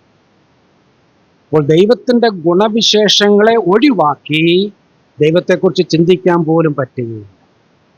ദൈവത്തിന് രൂപമില്ല, അദൃശ്യനാണ്, അരൂപിയാണ്. പിന്നെ ദൈവം എന്ന് പറയുമ്പോൾ നമ്മുടെ മനസ്സിൽ എന്താണ് വരുന്നത്? പലപ്പോഴും നാം ചിന്തിക്കും ദൈവത്തിൻ്റെ സ്നേഹവും ദൈവത്തിൻ്റെ കരുണയും ദീർഘക്ഷമയുമാണ്. അതുകൊണ്ടാണ് നമ്മൾ ഇങ്ങനെ നിലനിന്ന് പോരുന്നത്. പിന്നെ അല്പം കൂടെ കടന്നു ചിന്തിച്ചാൽ ദൈവം സർവശക്തനാണ്, സർവജ്ഞാനിയാണ്, സർവ്വവ്യാപിയാണ്, മാറ്റമില്ലാത്തനാണ്. ഇതെല്ലാം ദൈവത്തിൻ്റെ ഗുണവിശേഷങ്ങളാണ്. അപ്പോൾ ദൈവത്തിൻ്റെ എസൻസ് എന്ന് പറഞ്ഞാൽ എന്താ? They are the attributes of God. അങ്ങനെ ദൈവത്തെക്കുറിച്ച് ചിന്തിക്കാൻ പോലും പറ്റുകയില്ല. അല്ലാതെ നമ്മൾ ദൈവത്തെക്കുറിച്ച് ചിന്തിക്കുമ്പോൾ എന്തോ ഒരു പദാർത്ഥമാണെന്ന് ചിന്തിക്കുമ്പോഴാണ് ഈ പ്രശ്നം മുഴുവൻ വരുന്നത്. അപ്പോഴാണ് ഈ പ്രശ്നം വരുന്നത്. എങ്ങനെയാണ് ഒന്നെന്ന് പറയും, പിന്നെ 3 പറയും. ദൈവം ഒരു പദാർത്ഥമല്ല, ദൈവം ആത്മാവാണ്. ആത്മരൂപിയായ ദൈവത്തിൻ്റെ ഗുണവിശേഷങ്ങളിൽ കൂടെയാണ് ദൈവം തന്നെ വെളിപ്പെടുത്തുന്നത്. ആ ഡിവൈൻ നേച്ചറിനെയാണ് എസൻസ് എന്ന് പറയുന്നത്. മുന്നോട്ടേക്ക് വരാം. ദൈവം അദൃശ്യനായതുകൊണ്ട് ദൈവിക സാരാംശം അല്ലെങ്കിൽ എസൻസ് എന്നത് ദൈവിക ഗുണലക്ഷണങ്ങളാണ്. ഡിവൈൻ ആട്രിബ്യൂട്ട്സ് ദൈവത്തിൻ്റെ ഗുണലക്ഷണങ്ങളാണ്. മനുഷ്യന് മനുഷ്യ പ്രകൃതം, ഹ്യൂമൻ നേച്ചർ ഉള്ളതുപോലെ ദൈവത്തിന് ദൈവപ്രകൃതമുണ്ട്. നമുക്കൊരു ഹ്യൂമൻ നേച്ചർ ഉണ്ടോ? ആദാമിൽ നിന്ന് കിട്ടിയ ഒരു പ്രകൃതം നമുക്കെല്ലാം ഉണ്ട്. ആ പ്രകൃതത്തിന് എന്താണ് കുഴപ്പം പറ്റിയത്? ദൈവം ആദാമിനെ സൃഷ്ടിച്ചപ്പോൾ പാപരഹിതനായിട്ടാണ് സൃഷ്ടിച്ചത്. എന്നാൽ ആദാം പാപം ചെയ്ത് കഴിഞ്ഞപ്പോൾ എന്ത് പറ്റി? ആ ഹ്യൂമൻ നേച്ചർ സിൻഫുൾ നേച്ചറായിട്ട് മാറി, പാപപ്രകൃതിയായിട്ട് മാറി. അതിനെയാണ് വേദപുസ്തകം ഈ ജഡമെന്ന് ഈ പുതിയ നിയമത്തിൽ നമ്മുടെ തർജ്ജമയിലൊക്കെ പറയുന്നത്. അത് ഇംഗ്ലീഷിൽ ഫ്ലഷ് എന്ന് പറയുന്നത്. അവിടെ ന്യൂ ഇന്റർനാഷണൽ വേർഷൻ വളരെ കൃത്യമായിട്ട് കൊടുത്തിട്ടുണ്ട്. സിൻഫുൾ നേച്ചർ എന്ന് തന്നെയാണ് കൊടുത്തിരിക്കുന്നത്, നമുക്ക് മനസ്സിലാകുന്ന ഭാഷ. അപ്പോൾ നമുക്കൊരു നേച്ചറുണ്ട് അല്ലേ? അടിസ്ഥാനപരമായ ഒരു പാപപ്രകൃതമാണ് നമ്മുടെ നേച്ചർ. ശരിയല്ലേ? പാപപ്രകൃതം ഉണ്ടോ? അതൊരു ശിശുവിനെ നോക്കിയാൽ പോലും അറിയാമല്ലോ. ഒരു ശിശുവിനെ ദേഷ്യപ്പെടാൻ ആരാണ് പഠിപ്പിക്കുന്നത്? അല്പം പ്രായമാകുമ്പോൾ കള്ളം പറയാൻ ആരാണ് പഠിപ്പിക്കുന്നത്? ഇതൊന്നും ആരും പഠിപ്പിക്കണ്ട, അത് നേച്ചറാണ്. അപ്പോൾ മറ്റ് ട്രെയിനിങ് കൂടാതെ സ്വാഭാവികമായി ചെയ്യുന്നതിനെയാണ് ഈ നേച്ചർ എന്ന് പറയുന്നത്. മനസ്സിലായോ? അപ്പോൾ നമുക്കൊരു നേച്ചറുണ്ട്, അതാണ് ഹ്യൂമൻ നേച്ചർ. അപ്പോൾ ദൈവത്തിനൊരു നേച്ചറുണ്ട്, അതിനെയാണ് ഈ സാരാംശം എന്ന് പറയുന്നത്. അടുത്ത വാചകം, തൃത്വത്തിലെ 3 വ്യക്തികളും ഒരേ പ്രകൃതവും, സെയിം നേച്ചർ, ഒരേ സ്വഭാവ സവിശേഷതകളും, സെയിം ആട്രിബ്യൂട്ട്സ് ഉള്ളവരാണ്. ഇതിനെയാണ് സാരാംശത്തിലെ ഏകത്വം എന്ന് പറയുന്നത്. ആ വാചകം ഒന്നുകൂടെ വായിക്കാം, അടിവരയിട്ടാലും നല്ലതാണ്. തൃത്വത്തിലെ 3 വ്യക്തികളും ഒരേ പ്രകൃതമുള്ളവരാണ്, ഒരേ സ്വഭാവ സവിശേഷതകളും ഉള്ളവരാണ്. ഇതിനെയാണ് നമ്മൾ ഈ സാരാംശത്തിലെ എസൻസ് എന്നൊക്കെ പറയുന്നത്. അത് 3 പേരും ഒരുപോലെ തന്നെയാണ്, ഒരു വ്യത്യാസമില്ല. പിതാവും പുത്രനും പരിശുദ്ധാത്മാവും. ഇതിനെയാണ് സാരാംശം എന്ന് പറയുന്നത്. നമുക്കൊരു ഹ്യൂമൻ നേച്ചർ ഉള്ളതുപോലെ ദൈവത്തിന് ഡിവൈൻ നേച്ചർ. അടുത്ത വാക്ക് ആളത്വം അല്ലെങ്കിൽ പേഴ്സണാലിറ്റി. എന്താണ് ഈ വ്യക്തിത്വം അല്ലെങ്കിൽ ആളത്വം എന്ന് പറയുന്നത്? അത് നാം മനസ്സിലാക്കണം. പലപ്പോഴും ഈ പേഴ്സണാലിറ്റി എന്ന് പറയുമ്പോൾ നമ്മളൊക്കെ ചിന്തിക്കുന്നത് ഒരാളിനെ കാണുമ്പോൾ ശരീരത്തിൻ്റെ വലിപ്പമാണ് പലപ്പോഴും പേഴ്സണാലിറ്റി ആയിട്ട് പലരും തെറ്റിദ്ധരിച്ച് വെച്ചിരിക്കുന്നത്. അതിന് ഫിസിക് എന്നൊരു വാക്ക് ഇംഗ്ലീഷിലുണ്ട്. ഫിസിക്, ശരീരത്തിൻ്റെ വലിപ്പച്ചെറുപ്പം. എന്താണ് ഈ പേഴ്സണാലിറ്റി? അത് സംതിങ് ഇൻവിസിബിൾ ആണ്, അല്ലേ? ഈ IAS IASും അതിലെ മറ്റുള്ള കോമ്പറ്റേറ്റീവ് എക്സാമിനേഷനൊക്കെ പേഴ്സണാലിറ്റി ടെസ്റ്റ് ഉണ്ട്, അല്ലേ? എങ്ങനെയാണ് പേഴ്സണാലിറ്റി ടെസ്റ്റ് നടത്തുന്നത്? മെഷറിംഗ് ടേപ്പും വെയിങ് മെഷീൻ ഉപയോഗിച്ചാണ് പേഴ്സണാലിറ്റി അളക്കുന്നത്? അങ്ങനെയല്ല. അത് അളക്കും പോലീസിൽ കയറാൻ ചെല്ലുമ്പോഴും. അത് ഫിസിക്കാണ് അളക്കുന്നത്. എന്നാൽ പേഴ്സണാലിറ്റി അളക്കുന്നത് ചോദ്യങ്ങൾ ചോദിച്ചാണ്. ചോദ്യങ്ങൾ ചോദിക്കുമ്പോൾ നമ്മുടെ മൈൻഡ് എങ്ങനെയുണ്ടെന്ന് നമുക്ക് മനസ്സിലാകും. നമ്മൾ എന്തൊക്കെയാണ് ചിന്തിക്കുന്നത്, എന്തൊക്കെയാണ് നമ്മുടെ വാല്യൂ സിസ്റ്റം. അപ്പോൾ പേഴ്സണാലിറ്റി എന്ന് പറയുന്നത് it is something invisible and internal. അപ്പോൾ എന്താണ് ഞാൻ ഇവിടെ വിശദീകരിച്ചത്? എന്താണ് ഈ പേഴ്സണാലിറ്റി? ശ്രദ്ധിക്കുക. ആളത്വം എന്നത് ദൈവത്തിനും ദൈവസാദൃശ്യത്തിൽ സൃഷ്ടിക്കപ്പെട്ട മനുഷ്യനും മാത്രമുള്ള പ്രത്യേകതയാണ്. പേഴ്സണാലിറ്റി ദൈവത്തിനുണ്ട്, മനുഷ്യർക്കുമുണ്ട്. മറ്റാർക്കും പേഴ്സണാലിറ്റി ഇല്ല. മൃഗങ്ങൾക്കില്ല, പക്ഷികൾക്കില്ല, മറ്റ് ജീവജാലങ്ങൾക്കൊന്നും പേഴ്സണാലിറ്റി ഇല്ല. ദൈവം തൻ്റെ സാദൃശ്യത്തിലും സ്വരൂപത്തിലും മനുഷ്യനെ സൃഷ്ടിച്ചപ്പോൾ ദൈവത്തിന് പേഴ്സണാലിറ്റി ഉള്ളത് കൊണ്ട് നമുക്കും അത് പകർന്നു കിട്ടി. ശരി, അടുത്ത ഭാഗം. എല്ലാ വസ്തുക്കൾക്കും ജീവികൾക്കും ഐഡന്റിറ്റി. ഐഡന്റിറ്റി മലയാളം അനന്യത എന്ന് കേട്ടാൽ മനസ്സിലാകാത്ത അവളെ ഇംഗ്ലീഷ് കൊടുത്തു. ഐഡന്റിറ്റി. എന്താണ് ഐഡന്റിറ്റി എന്ന് പറയുന്നത്? ഐഡന്റിറ്റി വേറെ, പേഴ്സണാലിറ്റി വേറെ. ഇപ്പോൾ നമ്മൾ സാധാരണ പലതിൻ്റെയും ഡെഫിനിഷൻസ് ഒക്കെ സ്കൂളിൽ പഠിച്ചിട്ടുണ്ട്, അല്ലേ? ഡെഫിനിഷൻ. ശരി, വെള്ളത്തിൻ്റെ ഡെഫിനിഷൻ എന്താ? What is the definition of water? എനിക്കത് അങ്ങനെ പറയത്തുള്ളൂ. ഡെഫിനിഷൻ അത് കെമിക്കൽ ഫോമിലല്ലേ കുഞ്ഞുങ്ങളായാലും പറഞ്ഞു. ഇപ്പോൾ പഠിക്കുന്നത് പറയാം. എന്താ? How will you define water? അത് പഠിച്ചിട്ടുണ്ട്. It is the colourless, tasteless, odourless liquid, അല്ലേ? അത് നിറമില്ലാത്ത, മണമില്ലാത്ത, രുചിയില്ലാത്ത ദ്രാവകം. നമ്മുടെ പൈപ്പിൽ നിന്ന് കിട്ടുന്നതൊന്നും ശരിയാകണമെന്നില്ല. അതാണ് ഡെഫിനിഷൻ. അതെൻ്റെ ഐഡന്റിറ്റിയാണ്, അല്ലേ? ശരി, ഒരു പട്ടിയെ എങ്ങനെ ഡിഫൈൻ ചെയ്യും? ഒരു പട്ടിയെ എങ്ങനെ ഡിഫൈൻ ചെയ്യുന്നത്? A dog is A 4-footed barking animal. കേട്ടിട്ടുണ്ടോ? അതെൻ്റെ ഐഡന്റിറ്റിയാണ്, അല്ലേ? എല്ലാ ആനിമൽസും ബാർക്ക് ചെയ്യത്തില്ല, എന്നാൽ പട്ടി ബാർക്ക് ചെയ്യും. അപ്പോൾ എല്ലാ മൃഗങ്ങൾക്കും പക്ഷികൾക്കും അതിൻ്റെ ഐഡന്റിറ്റി ഉണ്ട്. എന്നാൽ പേഴ്സണാലിറ്റി വെച്ചാൽ വ്യത്യാസമുണ്ട്. എന്താണ് പേഴ്സണാലിറ്റി? എഴുതിയിട്ടുണ്ട്. പേഴ്സണാലിറ്റിക്ക് 3 എലിമെന്റ്സ് ആർ ദേർ. അവയ്ക്ക് വ്യക്തിത്വമല്ല. അപ്പോൾ എല്ലാ വസ്തുക്കൾക്കും ജീവികൾക്കും ഐഡന്റിറ്റി, അല്ലെ, അനന്യത ഉണ്ട്. എന്നാൽ അവയ്ക്ക് വ്യക്തിത്വമില്ല. എന്താണ് പേഴ്സണാലിറ്റി? ബുദ്ധിശക്തി, ഇന്റലിജൻസ്, വികാരങ്ങൾ, ഇമോഷൻസ്, ഇച്ഛാശക്തി, വിൽ പവർ എന്നിവയാണ് വ്യക്തിത്വത്തിൻ്റെ ലക്ഷണങ്ങൾ. വേറെ നിലയിൽ പറഞ്ഞാൽ ചിന്തിക്കാനുള്ള കഴിവ്, അതിനെയാണ് ബുദ്ധിശക്തി എന്ന് പറയുന്നത്. എന്താണ് ഈ വികാരങ്ങൾ എന്ന് പറയുന്നത്? വികാരങ്ങൾ വെച്ചാൽ നമ്മൾ ചിലപ്പോൾ ഇംഗ്ലീഷിൽ ഫീലിങ്സ് എന്ന് പറയും. എന്നാൽ ഈ ഫീലിങ്സും ഇമോഷൻസും തമ്മിലൊരു വ്യത്യാസം. എന്താണ് വ്യത്യാസം? ചിന്തിച്ചിട്ടുണ്ടോ? തോന്നൽ, ഫീലിങ്സ് നമ്മൾ പറഞ്ഞാൽ ഇപ്പം തോന്നലല്ലേ. ഇപ്പോൾ ഒരാൾ പറഞ്ഞു എനിക്ക് തലവേദന എടുക്കുന്നു. Where do you feel it? അപ്പം വയറ്റിൽ തൊട്ട് കാണിക്കും, ഇവിടെ തലവേദന തലയിലാണല്ലേ. അപ്പോൾ ഈ വേദനകളൊക്കെ ഫീൽ ചെയ്യാൻ പറ്റും. ശരീരത്തിൻ്റെ ഒരു ഭാഗത്ത് അത് ഫീൽ ചെയ്യും. ശരി, എനിക്ക് സന്തോഷമുണ്ട്. Where do you feel it? എനിക്ക് ദുഃഖമുണ്ട്. എവിടെയാണ് അത് ഫീൽ ചെയ്യുന്നത്? തലയിലാണോ കാലയിലാണോ എവിടെയാണ്? നമ്മൾ പറയാം ഹൃദയത്തിലാണെന്ന് പറയും. പക്ഷേ by the word heart we do not refer to the physical organ. അത് മൈൻഡിനെ ഉദ്ദേശിച്ചു. അപ്പോൾ ഇമോഷൻസ് എന്ന് പറഞ്ഞാൽ മനസ്സിൽ കൂടെ കടന്നു പോകുന്ന ഫീലിങ്സ് ആണ്. ഫീലിങ്സ് ഉണ്ട്, ഫിസിക്കൽ ഫീലിങ്സ് ഉണ്ട്. ഞാൻ നേരത്തെ പറഞ്ഞ തലവേദന, പല്ലുവേദന, വയറ്റുവേദന, അങ്ങനെ വേദനകളുടെ ഒരു പരമ്പര തന്നെയുണ്ട്. ഇതെല്ലാം ഫിസിക്കലാണ്, ശാരീരികമായ തോന്നലുകളാണ്. എന്നാൽ മാനസികമായ തോന്നലുകളാണ് ഇമോഷൻസ് എന്ന് പറയുന്നത്. ശരി, ഇമോഷൻസിൻ്റെ ചില ഉദാഹരണങ്ങൾ പറഞ്ഞു. ഏറ്റവും വലിയ ഇമോഷൻ ഏതാണ്? സ്നേഹം. സ്നേഹം മാത്രം, സ്നേഹം, സന്തോഷം, പിന്നെ ദുഃഖമുണ്ട്. പിന്നെ വേറൊരു ഇമോഷൻ ഉണ്ടല്ലോ, സ്ത്രീകൾക്കൊക്കെ അറിയാം, ക്ഷമിക്കണം, ഏതാണ്? അസൂയ, അല്ലേ? സ്ത്രീകൾക്കല്ല, എല്ലാവർക്കും ഉണ്ട്. പറഞ്ഞു സ്ത്രീകൾക്കല്ല, പുരുഷന്മാർക്കുണ്ട് അസൂയ. അതും വികാരമാണ്. ഈ വികാര ഇമോഷൻസ് എന്ന് പറഞ്ഞാൽ there are good emotions and bad emotions. അത് നമുക്കെല്ലാം ഉണ്ട്. കോപം, അത് ഇമോഷനാണ്. അപ്പോൾ അതിനൊക്കെയുള്ള കഴിവ് നമുക്കുണ്ട്, നല്ലതിനും ചീത്തയ്ക്കും. അതാണ് ഇമോഷണൽ സ്ട്രെങ്ത്. എന്താണ് വിൽ പവർ? ഇച്ഛാശക്തി. തീരുമാനങ്ങൾ എടുക്കുവാനും അത് പ്രായോഗികമാക്കുവാനുമുള്ള കഴിവാണ് വിൽ പവർ എന്ന് പറയുന്നത്. അത് മനുഷ്യനുണ്ട്, അത് മൃഗങ്ങൾക്കില്ല. ഉദാഹരണത്തിന് കാക്ക കൂട് ഉണ്ടാക്കുന്നത് ആദാമിൻ്റെ കാലത്ത് ഇന്ന് ഒരുപോലെ തന്നെയാണ്. മെറ്റീരിയലൊക്കെ മാറി, അന്നത്തെ മെറ്റീരിയലൊന്നും കിട്ടത്തില്ല. അതുകൊണ്ട് ഇന്നിപ്പോൾ നമ്മുടെ വീട്ടിലൊക്കെ വന്ന് ചില ഇരുമ്പൊക്കെ എടുത്തുകൊണ്ട് പോയാണ് കാക്ക പോലും കൂടുണ്ടാക്കുന്നത്. അത് വേറെ വിഷയം. എന്നാൽ കാക്ക അന്നും ഇന്നും ഒരുപോലെയാണ് കൂടുണ്ടാക്കുന്നത്. മനുഷ്യനോ എല്ലാ 5 വർഷം 10 വർഷം കഴിയുമ്പോഴത്തേക്ക് നമ്മുടെ പ്ലാനൊക്കെ മാറുകയാണല്ലേ. ഈ ഹോൾ ഇതുപോലെ ആയിരുന്നോ കുറേ വർഷങ്ങൾക്ക് മുമ്പ്? അല്ലല്ലോ. അപ്പം നമുക്കൊരു വിൽ പവർ ഉണ്ട്. നമുക്ക് we know how to plan, how to think, how to implement. ചിന്തിക്കാനും ആസൂത്രണം ചെയ്യാനും കാര്യപരിപാടി തയ്യാറാക്കാനൊക്കെ കഴിവുണ്ട്. ഇതിൽ എവിടുന്ന് കിട്ടുക? ദൈവത്തിൻ്റെ കഴിവാണ്. God is the master designer. ദൈവമാണ് 6 ദിവസം കൊണ്ട് ഈ പ്രപഞ്ചത്തെ മുഴുവൻ സൃഷ്ടിച്ചത്. ദൈവം തൻ്റെ സാദൃശ്യത്തിലും സ്വരൂപത്തിലും നമ്മെ ഉണ്ടാക്കിയപ്പോൾ നമുക്കും എന്ത് തന്നു? ഈ കഴിവുകൾ തന്നു. ഇതാണ് പേഴ്സണാലിറ്റി എന്ന് പറയുന്നത്. ചിന്തിക്കാനുള്ള കഴിവ്, വികാരങ്ങൾ അനുഭവിക്കാനുള്ള കഴിവ്, ഇച്ഛാശക്തി, തീരുമാനമെടുക്കുവാനും നടപ്പിലാക്കാനുമുള്ള കഴിവ്. ഇതൊക്കെയാണ് വ്യക്തിത്വത്തിൻ്റെ ലക്ഷണങ്ങൾ. അത് മനുഷ്യനുണ്ട്, ദൈവത്തിനുമുണ്ട്. അതിലേക്കൊന്നും ബാക്കിയുള്ളതൊന്നും പോകുന്നില്ല. ഈ എല്ലാ ലക്ഷണങ്ങളും പിതാവിനുമുണ്ട്, പുത്രനുമുണ്ട്, പരിശുദ്ധാത്മാവിനുമുണ്ട്. അപ്പോൾ പിതാവും പുത്രനും പരിശുദ്ധാത്മാവ് ഒരു 3 വ്യക്തികളാണ് നാം മനസ്സിലാക്കണം.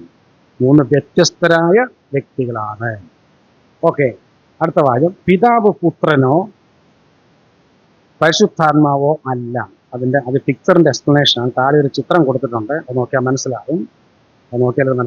പിതാവ് പുത്രനോ പരിശുദ്ധാത്മാവോ അല്ല, പുത്രൻ പിതാവോ പരിശുദ്ധാത്മാവോ അല്ല, അതുപോലെ പരിശുദ്ധാത്മാവ് പിതാവോ പുത്രനോ അല്ല. ഇനി ആ ചിത്രം എല്ലാവരും നോക്കിക്കേ. ആ ചിത്രം നോക്കിയാൽ കുറേ വാചകങ്ങൾ പറയാൻ സാധിക്കും. നടുക്ക് കാണുന്ന ട്രയാങ്കിൾ അതതിൻ്റെ യൂണിറ്റിയെ കാണിക്കുകയാണ്. അതെങ്ങനെയാണ് വായിക്കുന്നത് എന്ന് പറഞ്ഞ് എങ്ങനെ അത് വായിക്കാൻ പറ്റും? അങ്ങനെയല്ല. ഫാദർ ഈസ് ഗോഡ്, അത് കണ്ടോ? ഫാദർ, ടോപ്പ് ട്രയാങ്കിളിൻ്റെ top. Father is God, then son is God, spirit is God. അതാണ് അതിൻ്റെ ഏകത്വം എന്ന് പറയുന്നത്. 3 പേരും ദൈവമാണ്, ദൈവങ്ങളല്ല, ദൈവമാണ്. എന്നാൽ തിരിച്ചു വായിച്ചാൽ ആ തർക്കം വെച്ച് അതിൻ്റെ സർക്കംഫറൻസ് നോക്കുക. Father is not son, father is not spirit. Son is not father, son is not spirit. Spirit is not father, spirit is not son. ഇതെല്ലാം ഇതാണ് ancient diagram of the holy trinity. ആരോ പണ്ട് വരച്ചതാണ്. ഇതിനകത്തെല്ലാം ഉണ്ട്. അപ്പോൾ പിതാവ് ദൈവമാണ്, പുത്രൻ ദൈവമാണ്, പരിശുദ്ധാത്മാവ് ദൈവമാണ്. എന്നാൽ ഇവർ വ്യത്യസ്തരായ വ്യക്തികളാണ്. അത് നാം മനസ്സിലാക്കണം. അത് അല്ല, ഞാൻ ചില റെഫറൻസ് ഒക്കെ കൊടുക്കുന്നത് അതിലെടുത്ത് വായിക്കാൻ സമയമില്ല. അതൊക്കെ വായിച്ചാൽ അറിയാം ഇവർ വ്യത്യസ്തരാണെന്ന്. എന്നാൽ ഇവരുടെ ആളത്വങ്ങൾ തമ്മിൽ അവിഭാജ്യമായ ഒരു ഐക്യതയുണ്ട്, ഇൻഡിവിസിബിൾ യൂണിറ്റി ഉണ്ട്. അതാണ് എൻ്റെ അർത്ഥം. ഇവരുടെ ആളത്വങ്ങൾ തമ്മിൽ ഒരു ഇൻഡിവിസിബിൾ യൂണിറ്റി ഉണ്ട്. എന്താ? അടുത്ത വായന ശ്രദ്ധിക്കണം. അവരുടെ ചിന്ത, വികാരങ്ങൾ, തീരുമാനങ്ങൾ എന്നിവ എപ്പോഴും ഒന്നായിരിക്കും. അതായത് പിതാവും പുത്രനും പരിശുദ്ധാത്മാവും ഒരേ വ്യക്തിത്വമുള്ള 3 വ്യക്തികളാണ്. ഒരേ പേഴ്സണാലിറ്റിയുള്ള 3 പേരാണ് പിതാവും പുത്രനും പരിശുദ്ധാത്മാവും. ഇതാണ് ത്രയവും ത്രിയേകത്വവും തമ്മിലുള്ള വ്യത്യാസം. അതെന്ന് ഞാൻ എക്സ്പ്ലെയിൻ ചെയ്യാൻ ആഗ്രഹിച്ചു. സാധാരണ ഇതെടുക്കുന്നവർ പറയാത്ത ഒരു വാചകം. എന്താണ് ഈ ട്രയ? ഈ യൂട്യൂബിലൊക്കെ, ക്ഷമിക്കണം ഞാൻ പറയുന്നത്, യൂട്യൂബിലൊക്കെ നമ്മുടെ വെച്ചാൽ ഞാൻ പല തൃത്വത്തിൻ്റെ ഗുണം എന്താ അറിയാം? കത്തോലിക്കർ മുതൽ പെന്തക്കോസ്തർ വരെ സകലരും വിശ്വസിക്കുന്ന ഉപദേശം എല്ലാവരും ഇതിനെക്കുറിച്ച് ക്ലാസ് എടുത്തിട്ടുണ്ട്. എന്നാൽ പലർക്കും, സോറി ടു സേ ദിസ്, ട്രയാഡും ട്രിനിറ്റിയും തമ്മിലുള്ള വ്യത്യാസം അറിയത്തില്ല നമ്മുടെ ഇടയിലും. സോറി പറയുന്നത്, യൂട്യൂബിലുള്ള കേട്ടാൽ അറിയാം. എന്താണ് ഈ ട്രയാഡ്? ഉദാഹരണത്തിന് ഇവിടെ പല ഈ 3 സഹോദരന്മാരെടുക്കും. ഈ 3 പേര് അടുത്തടുത്തിരിക്കുന്നു. അവരെ ട്രിനിറ്റിയാണ്? അല്ല, ട്രയാഡാണ്. ത്രിമൂർത്തികൾ എന്നൊരു വാക്കും ഉണ്ടല്ലേ മലയാളത്തിൽ, ഹൈന്ദവ സങ്കല്പത്തിലൊക്കെ ത്രിമൂർത്തികളുണ്ട്. 3 പേരുടെ കൂട്ടത്തെ ട്രയാഡ് എന്ന് പറയാൻ സാധിക്കും. 3 പേരുടെ കൂട്ടത്തെ ട്രയാഡ് എന്ന് പറയാൻ സാധിക്കും. ഇവർ ട്രിനിറ്റിയാണോ? അല്ല, ഇവർ ട്രിനിറ്റി ആകും എപ്പോൾ? ശ്രദ്ധിക്കുക. ഈ 3 പേരും 24 മണിക്കൂറും ഒരേ കാര്യങ്ങൾ തന്നെ ചിന്തിക്കുക. 3 പേരുടെയും വികാരങ്ങൾ, ഇമോഷൻസ് ഒരുപോലെ തന്നെ ഇരിക്കുക. മൂന്ന് പേരും ഒരേ തീരുമാനങ്ങൾ എടുക്കുക. അങ്ങനെയായാൽ അവരാരായി? ട്രിനിറ്റി. വ്യത്യാസം മനസ്സിലായോ? അത് സാധ്യമാണ്, ഒരിക്കലും സാധ്യമാണ്. ഈ ട്രിപ്ലറ്റ്സ് കണ്ടുണ്ട്. നമ്മളെ ഇരട്ടക്കുട്ടികളെ പോലെ ഒരു വീട്ടിൽ ഒരു ഒരു പ്രസവത്തിലുണ്ടായ 3 കുട്ടികളുണ്ട്. ട്രിപ്ലറ്റ്സ് പോലും ഞാൻ ഈ പറഞ്ഞ പോലെ ഒരേ സമയത്ത് ഒരേ കാര്യം ചിന്തിക്കുകയോ ഒരേ കാര്യം അനുഭവിക്കുകയോ ഒരേ കാര്യം തീരുമാനിക്കുകയോ ചെയ്യുന്നില്ല. ട്രയാഡ് വേറെ, ട്രിനിറ്റി വേറെ. പലപ്പോഴും ബൈബിളിൽ എവിടെയെങ്കിലും ഒരു 3 കണ്ടു കഴിഞ്ഞാൽ ഇതെല്ലാം തൃത്വത്തിൻ്റെ ഉദാഹരണമായിട്ട് പലരും പ്രസംഗത്തിലൊക്കെ പറയാറുണ്ട്. നേരത്തെ കേട്ടാണ് സ്വർലോകം, ഭൂലോകം, അധോലോകം. അത് തൃത്വമാണ്. തൃത്വമല്ല, വലിയ അർത്ഥം അങ്ങനെ പറഞ്ഞോളയല്ലോ. അത് മൂന്ന് വ്യത്യസ്തമായ കാര്യങ്ങളാണ്, നമ്മൾ യാതൊരു ബന്ധവുമില്ല. അവർ അങ്ങനെ തൃത്വം പറയുന്നത്. പണ്ടൊക്കെ നമ്മൾ ഐസ്, വാട്ടർ, വേപ്പറൊക്കെ പറയുമായിരുന്നു. ഇപ്പം അതൊക്കെ എല്ലാം നിർത്തി. സത്യം പറഞ്ഞാൽ തൃത്വത്തിന് ഒരു ഉദാഹരണം പറയാൻ ഒരൊറ്റ ഉദാഹരണം പോലും ഈ ഭൂമിയിൽ അത് മനസ്സിലാക്കും. പിന്നെ നമ്മൾ നമ്മുടെ കൊച്ചു ബുദ്ധിക്ക് മനസ്സിലാക്കാൻ വേണ്ടി ചില ഉദാഹരണങ്ങളൊക്കെ പറയും. അത് ഞാൻ ഏറ്റവും ഒടുവിൽ പറയാം. ഒറ്റ ഉദാഹരണം പോലും ഇല്ല. കാരണം ഇതിനകത്തൊരു ഇൻഡിവിസിബിൾ യൂണിറ്റി ഉണ്ട് തൃത്വത്തിൽ. ഞാൻ ഈ പറഞ്ഞ ഇത് ഓർത്താൽ മതി. ഈ 3 പേർ ഒരേ സമയം, അല്ലെ എപ്പോഴും, ഒരേ സമയം പറഞ്ഞാൽ പറ്റില്ല, എപ്പോഴും ഒരേ കാര്യം ചിന്തിക്കുക, ഒരേ കാര്യം ഫീൽ ചെയ്യുക, ഒരേ കാര്യം തീരുമാനിക്കുക. ശുശ്രൂഷകൾ തമ്മിൽ ഈ ആളത്തങ്ങൾ വ്യത്യാസമുണ്ട്, അതിലേക്ക് ഞാൻ വരുന്നുണ്ട്. പക്ഷേ എന്നാൽ ഇങ്ങനെ കഴിയുമെങ്കിൽ അതിനാണ് തൃത്വം എന്ന് പറയുന്നത്. ട്രയാഡിനെ കയറി തൃത്വം എന്ന് വിളിച്ച് കളയരുത്. പ്രത്യേകം നാം ശ്രദ്ധിക്കണം. ചിലർ പറയാറുണ്ട് മനുഷ്യന് സ്പിരിറ്റ് ഉണ്ട്, ആത്മാവുണ്ട്, ദേഹിയുണ്ട്, ശരീരമുണ്ട്. അതും തൃത്വമാണ്. ഇതൊന്നും തൃത്വമൊന്നുമല്ല കേട്ടോ, തെറ്റിദ്ധരിക്കരുത്. ഇതൊന്നും തൃത്വത്തിൻ്റെ ഉദാഹരണങ്ങളെ അല്ല. മനുഷ്യൻ്റെ ശരീരം എന്ന് പറഞ്ഞാൽ സോൾ ആൻഡ് സ്പിരിറ്റ് സെപ്പറേറ്റ് ചെയ്യും മരിക്കുമ്പോൾ. തൃത്വത്തിൽ ഒരാളത്വം മറ്റേ ആളത്വങ്ങൾ ഒരിക്കലും സെപ്പറേറ്റ് ചെയ്യാൻ പറ്റുകയില്ല. അങ്ങനെ ഒരു ഇൻഡിവിസിബിൾ യൂണിറ്റിയുമുണ്ട്. അതുകൊണ്ട് എവിടെയെങ്കിലും 3 കണ്ടു കഴിഞ്ഞാൽ അതെല്ലാം തൃത്വമാണ്, തെറ്റിദ്ധരിക്കരുത്. ഞാൻ ഇത്രയും സമയമെടുത്ത് പറയുന്നത് ഈ തെറ്റിദ്ധാരണ നീക്കേണ്ടത് ആവശ്യമായതുകൊണ്ടാണ്. ശരി, അവസാന വാചകം ഒന്നുകൂടെ പറയട്ടെ. ഇതാണ് ത്രയവും. ട്രയാഡിന് നല്ലൊരു വാക്കില്ല, പറ്റിയൊരു വാക്ക് ഞാൻ ഉപയോഗിച്ചിരിക്കുകയാണ്. ത്രിയേകത്വവും തമ്മിലുള്ള വ്യത്യാസം. അപ്പോൾ നമ്മൾ പഠിക്കാൻ വന്ന തൃത്വത്തെക്കുറിച്ചാണ്, വെറും 3ൻ്റെ ഒരു ഗുണിതത്തെക്കുറിച്ചൊന്നും അല്ല പറയാൻ പോകുന്നത്. ഇവിടെ എഴുതിയിട്ടില്ലെങ്കിൽ ഒരു കാര്യം കൂടി ഞാൻ പറയട്ടെ. നമ്മൾ സാധാരണ തൃത്വത്തെക്കുറിച്ച് പറയുമ്പോൾ തൃത്വത്തിലെ the first person of the Trinity, God the Father is the first person of the Trinity. പിതാവാണ് തൃത്വത്തിലെ ഒന്നാമത്തെ വ്യക്തി, പുത്രൻ രണ്ടാമത്തേത്, പരിശുദ്ധാത്മാ മൂന്നാമത്തെ എന്നൊക്കെ ചിലപ്പോൾ നമ്മുടെ സൗകര്യത്തിന് വേണ്ടി ഇങ്ങനെ പറയാറുണ്ടല്ലേ. അത് നമ്മുടെ സൗകര്യത്തിന് വേണ്ടി പറയുന്നു. ഇത് കേട്ടിട്ട് തെറ്റിദ്ധരിക്കരുത്. അപ്പോൾ പിതാവാണ് ഏറ്റവും ഉന്നതനായ വ്യക്തി, പുത്രൻ അല്പം കൂടെ കുറഞ്ഞ ആൾ, പരിശുദ്ധാത്മാ അതിനേക്കാൾ കുറഞ്ഞ ആളും തെറ്റിദ്ധരിക്കരുത്. അതിൽ 1, 2, 3 എന്ന് പറയുന്നത് they are simply numbers of identity, not numbers of priority. അത് തിരിച്ചറിയാൻ വേണ്ടി നമ്മുടെ സൗകര്യത്തിന് വേണ്ടി നമ്മളങ്ങ് പറയുന്നതാണ്, അല്ലാതെ പ്രാധാന്യത്തെ കാണിക്കാൻ വേണ്ടി ഉപയോഗിക്കുന്ന വാക്കല്ല 1, 2, 3 എന്നുള്ളത്. ഓക്കെ, ഇതിനകത്തില്ലാത്ത കാര്യങ്ങൾ ഞാൻ പറഞ്ഞു. ഇത്രയുമാണ് ഇതിനകത്തെ ഏറ്റവും കഠിനമായ കാര്യം. ഇനിയുള്ളത് ലളിതം. ഇന്ത്യക്കാർക്കും ദീർഘശ്വാസം വിടാം, കുഴപ്പമൊന്നുമില്ല. പ്രയാസമുള്ളത് നമുക്ക് തീർന്നു.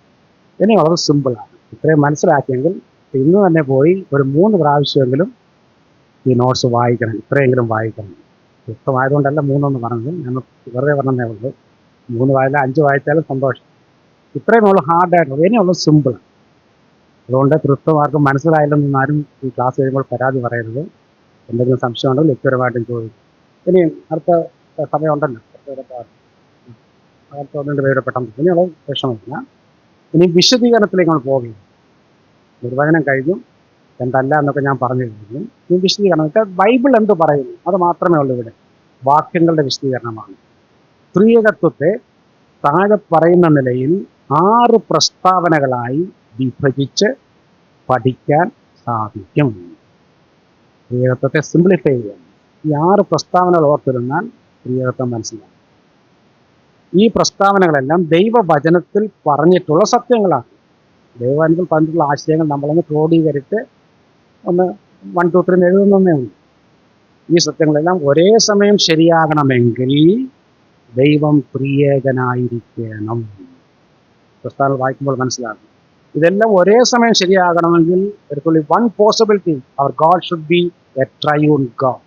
നമ്മുടെ ദൈവം ത്രിയേകദൈവമായെങ്കിൽ മാത്രമേ ഈ പ്രസ്താവനകളെല്ലാം ഒരേ സമയം ശരിയാകുള്ളൂ. എന്തൊക്കെയാണ് പ്രസ്താവന? അതാരെങ്കിലും വായിച്ച്, അല്ല അറിയാൻ വരാൻ പറ്റില്ല, ഒന്ന് വായിച്ച്. വായിച്ച 6 വായിച്ചു. ദൈവിക ഏകത്വത്തിൽ ബഹുത്വമുണ്ട്. പിതാവ്, പുത്രൻ, പരിശുദ്ധാത്മാവ് എന്നിവർ മാത്രം അടങ്ങിയ ബഹുത്വമാണിത്. പിതാവ് ദൈവമാണ്, പുത്രൻ ദൈവമാണ്, പരിശുദ്ധാത്മാവ് ദൈവമാണ്. മനസ്സിലായോ? ആദ്യത്തെ എന്താണ്? ദൈവം സാരാംശത്തിൽ ഏകനാണ്. പിന്നെ അപ്പൊ രണ്ടാമത് പറയുന്നത് ഈ ഏകത്വത്തിൽ തന്നെ ഒരു ബഹുത്വമുണ്ട്. There is a plurality in this unity.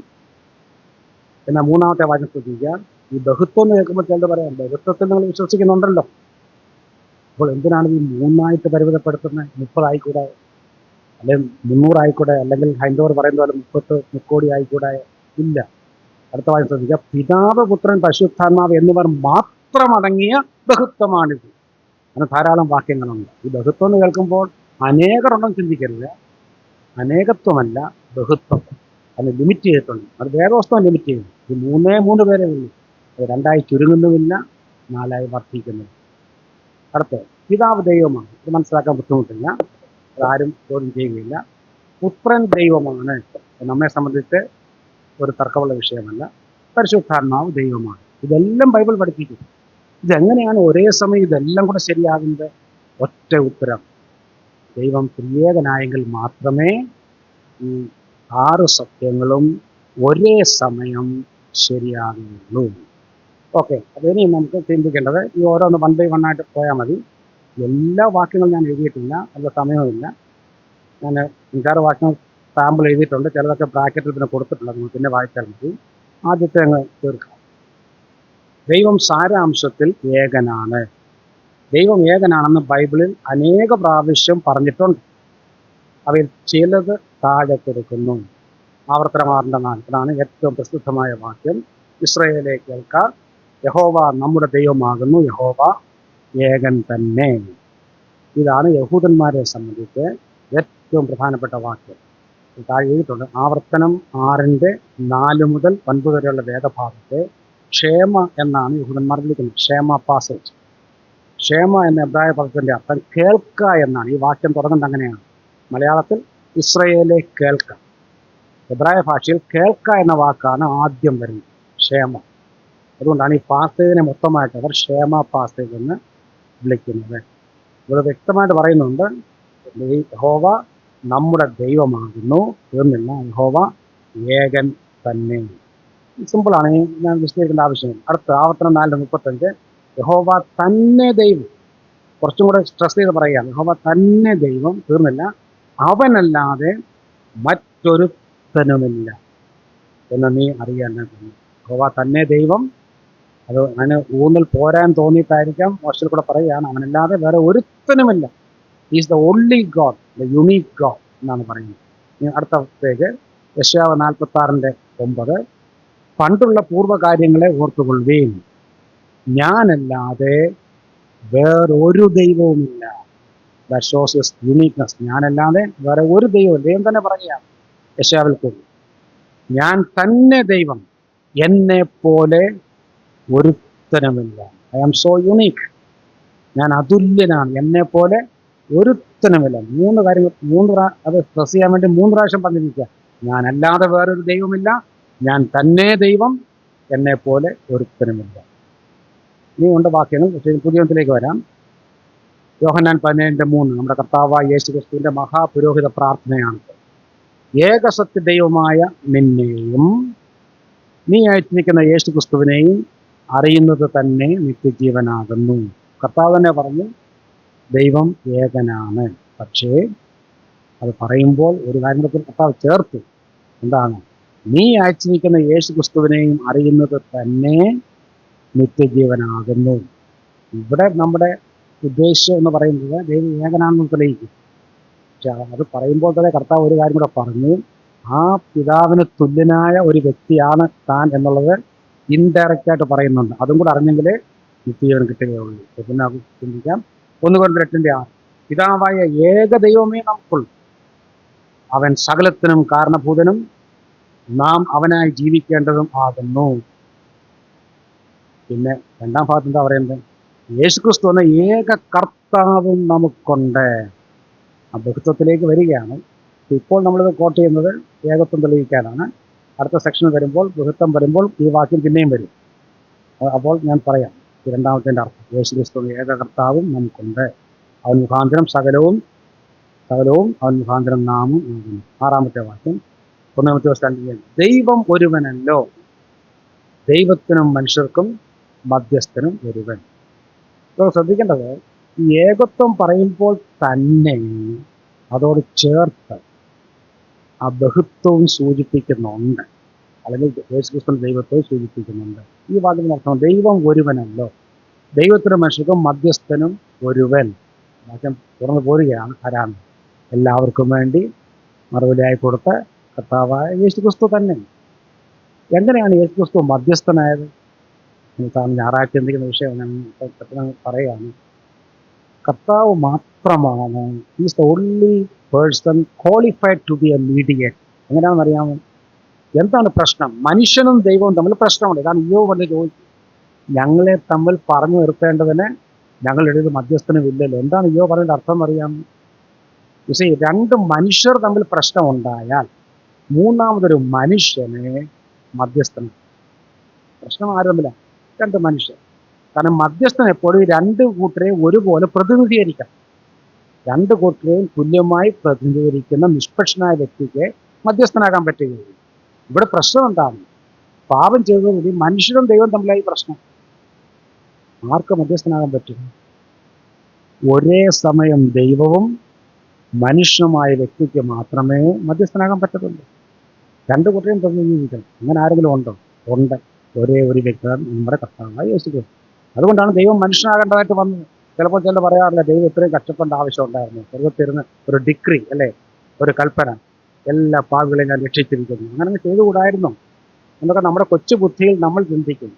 ദൈവം നീതിമാനാണ്, ദൈവത്തിന് അങ്ങനെ ചെയ്യാൻ പറ്റുകയില്ല. ദൈവത്തിന് എല്ലാത്തിൻ്റെയും പിന്നിൽ അതിൻ്റെതായ കാരണങ്ങളുമുണ്ട്. രണ്ട് കൂട്ടരെയും പ്രതിനിധീകരിക്കുന്ന ഒരാൾക്ക് മാത്രമേ ദൈവത്തിൻ്റെയും മനുഷ്യരുടെ ഇടയിൽ മധ്യസ്ഥരാകാൻ പറ്റുകയുള്ളൂ. ചില മനുഷ്യരെ വിശുദ്ധന്മാരൊക്കെ മധ്യസ്ഥരാക്കുന്നുണ്ട്. തട്ടിക്കുള്ളവർക്ക് മനസ്സിലായല്ലോ, രണ്ട് കൂട്ടരെ ഒരുപോലെ പ്രതിനിധീകരിക്കണം. അങ്ങനെ ഒരൊറ്റ മധ്യസ്ഥനേ ഉള്ളൂ, ഏക മധ്യസ്ഥൻ, അത് കർത്താവായ യേശുക്രിസ്തു. ഞാനിപ്പം അഡീഷണലായിട്ട് അങ്ങ് പറഞ്ഞതാണ്. ഞാൻ 10 മിനിറ്റ് ഉണ്ടല്ലോ, ഞാൻ അടുത്തോളം പറഞ്ഞു വിടാം. ദൈവിക ഏകത്വത്തിൽ ബഹുത്വമുണ്ട്. രണ്ടാമത്തെ പ്രിൻസിപ്പിൾ. എന്നുവെച്ചാൽ 4-ാം പേജിലെ മറക്കരുത്. 4-ാം പേജിലപ്പം വലിയ അക്ഷരത്തിൽ 6 പ്രസ്താവനകൾ കൊടുത്തിട്ടുണ്ട്. അതങ്ങ് ബൈഹാർട്ട് ചെയ്യണം. രണ്ടാമത്തെ പ്രസ്താവന എന്താണ്? ദൈവിക ഏകത്വത്തിൽ ബഹുത്വമുണ്ട്. എങ്ങനെ അറിയും? ദൈവം ത്രിയേകനാണെന്ന് ട്രയൂൺ വ്യക്തമായി പറയുന്നില്ലെങ്കിലും ദൈവിക സത്തയിൽ എസൻസ്, ആട്രിബ്യൂട്ട് എല്ലാം ഒന്ന് തന്നെയാണ്. ഒന്നിൽ കൂടുതൽ വ്യക്തികളുണ്ടെന്നുള്ള സൂചന പഴയ നിയമത്തിലെ പല വേദഭാഗങ്ങളിലും കാണാൻ സാധിക്കും.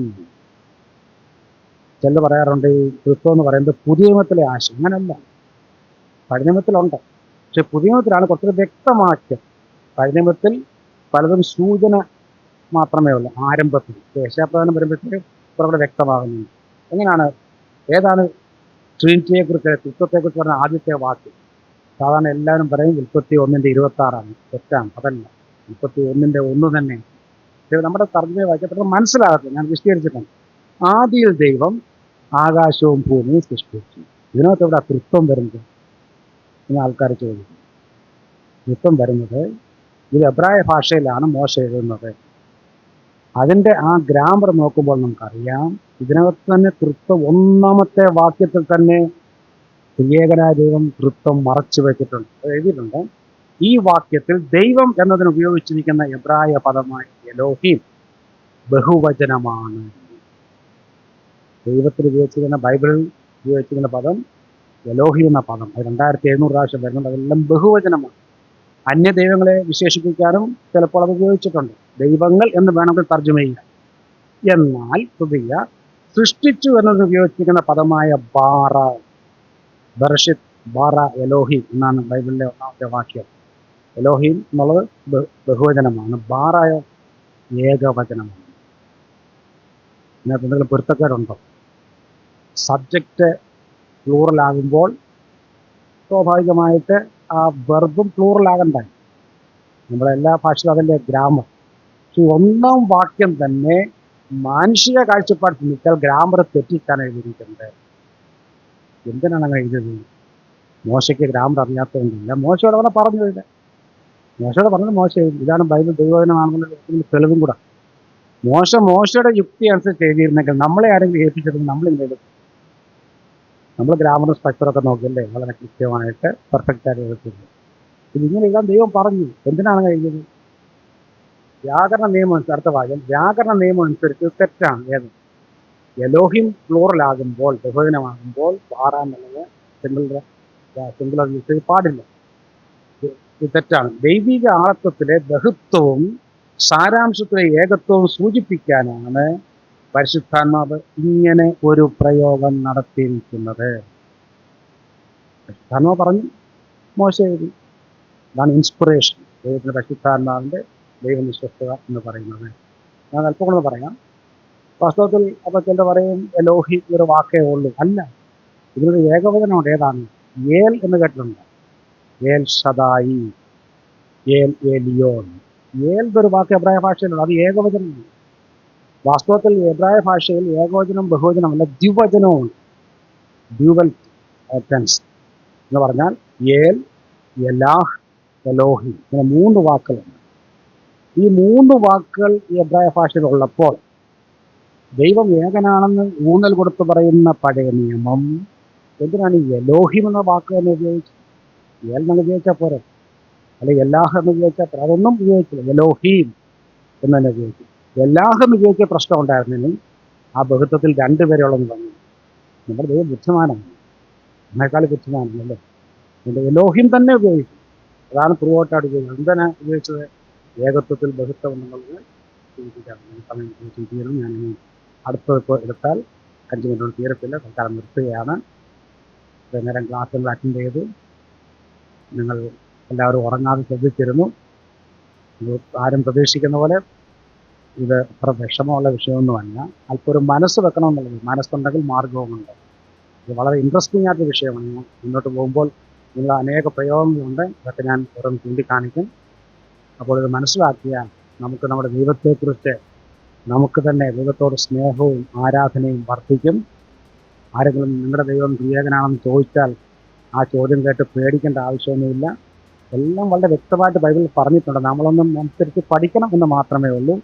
ഞാൻ ഇത്രയും പ്രസംഗിച്ച് അങ്ങ് പോയി നോട്ട്സ് തന്നില്ലെങ്കിൽ നിങ്ങളുടെ കയ്യിൽ ഇരിക്കുകയില്ലെന്ന് എനിക്കറിയാം. അതുകൊണ്ടാണ് മനഃപൂർവ്വം നോട്ട്സ് വന്ന് ഇത്രയും വിശദീകരിച്ച് പറഞ്ഞത്. ദൈവമുള്ള കൃപ വന്നു. നാളെ ദൈവം വെച്ചാൽ ബാക്കി കാര്യങ്ങൾ നമുക്ക് പഠിക്കാം. ഇത് പഠിക്കുന്നത് ദൈവത്തെ കൂടുതൽ സ്നേഹിക്കാനും ആരാധിക്കാനുമാണ്.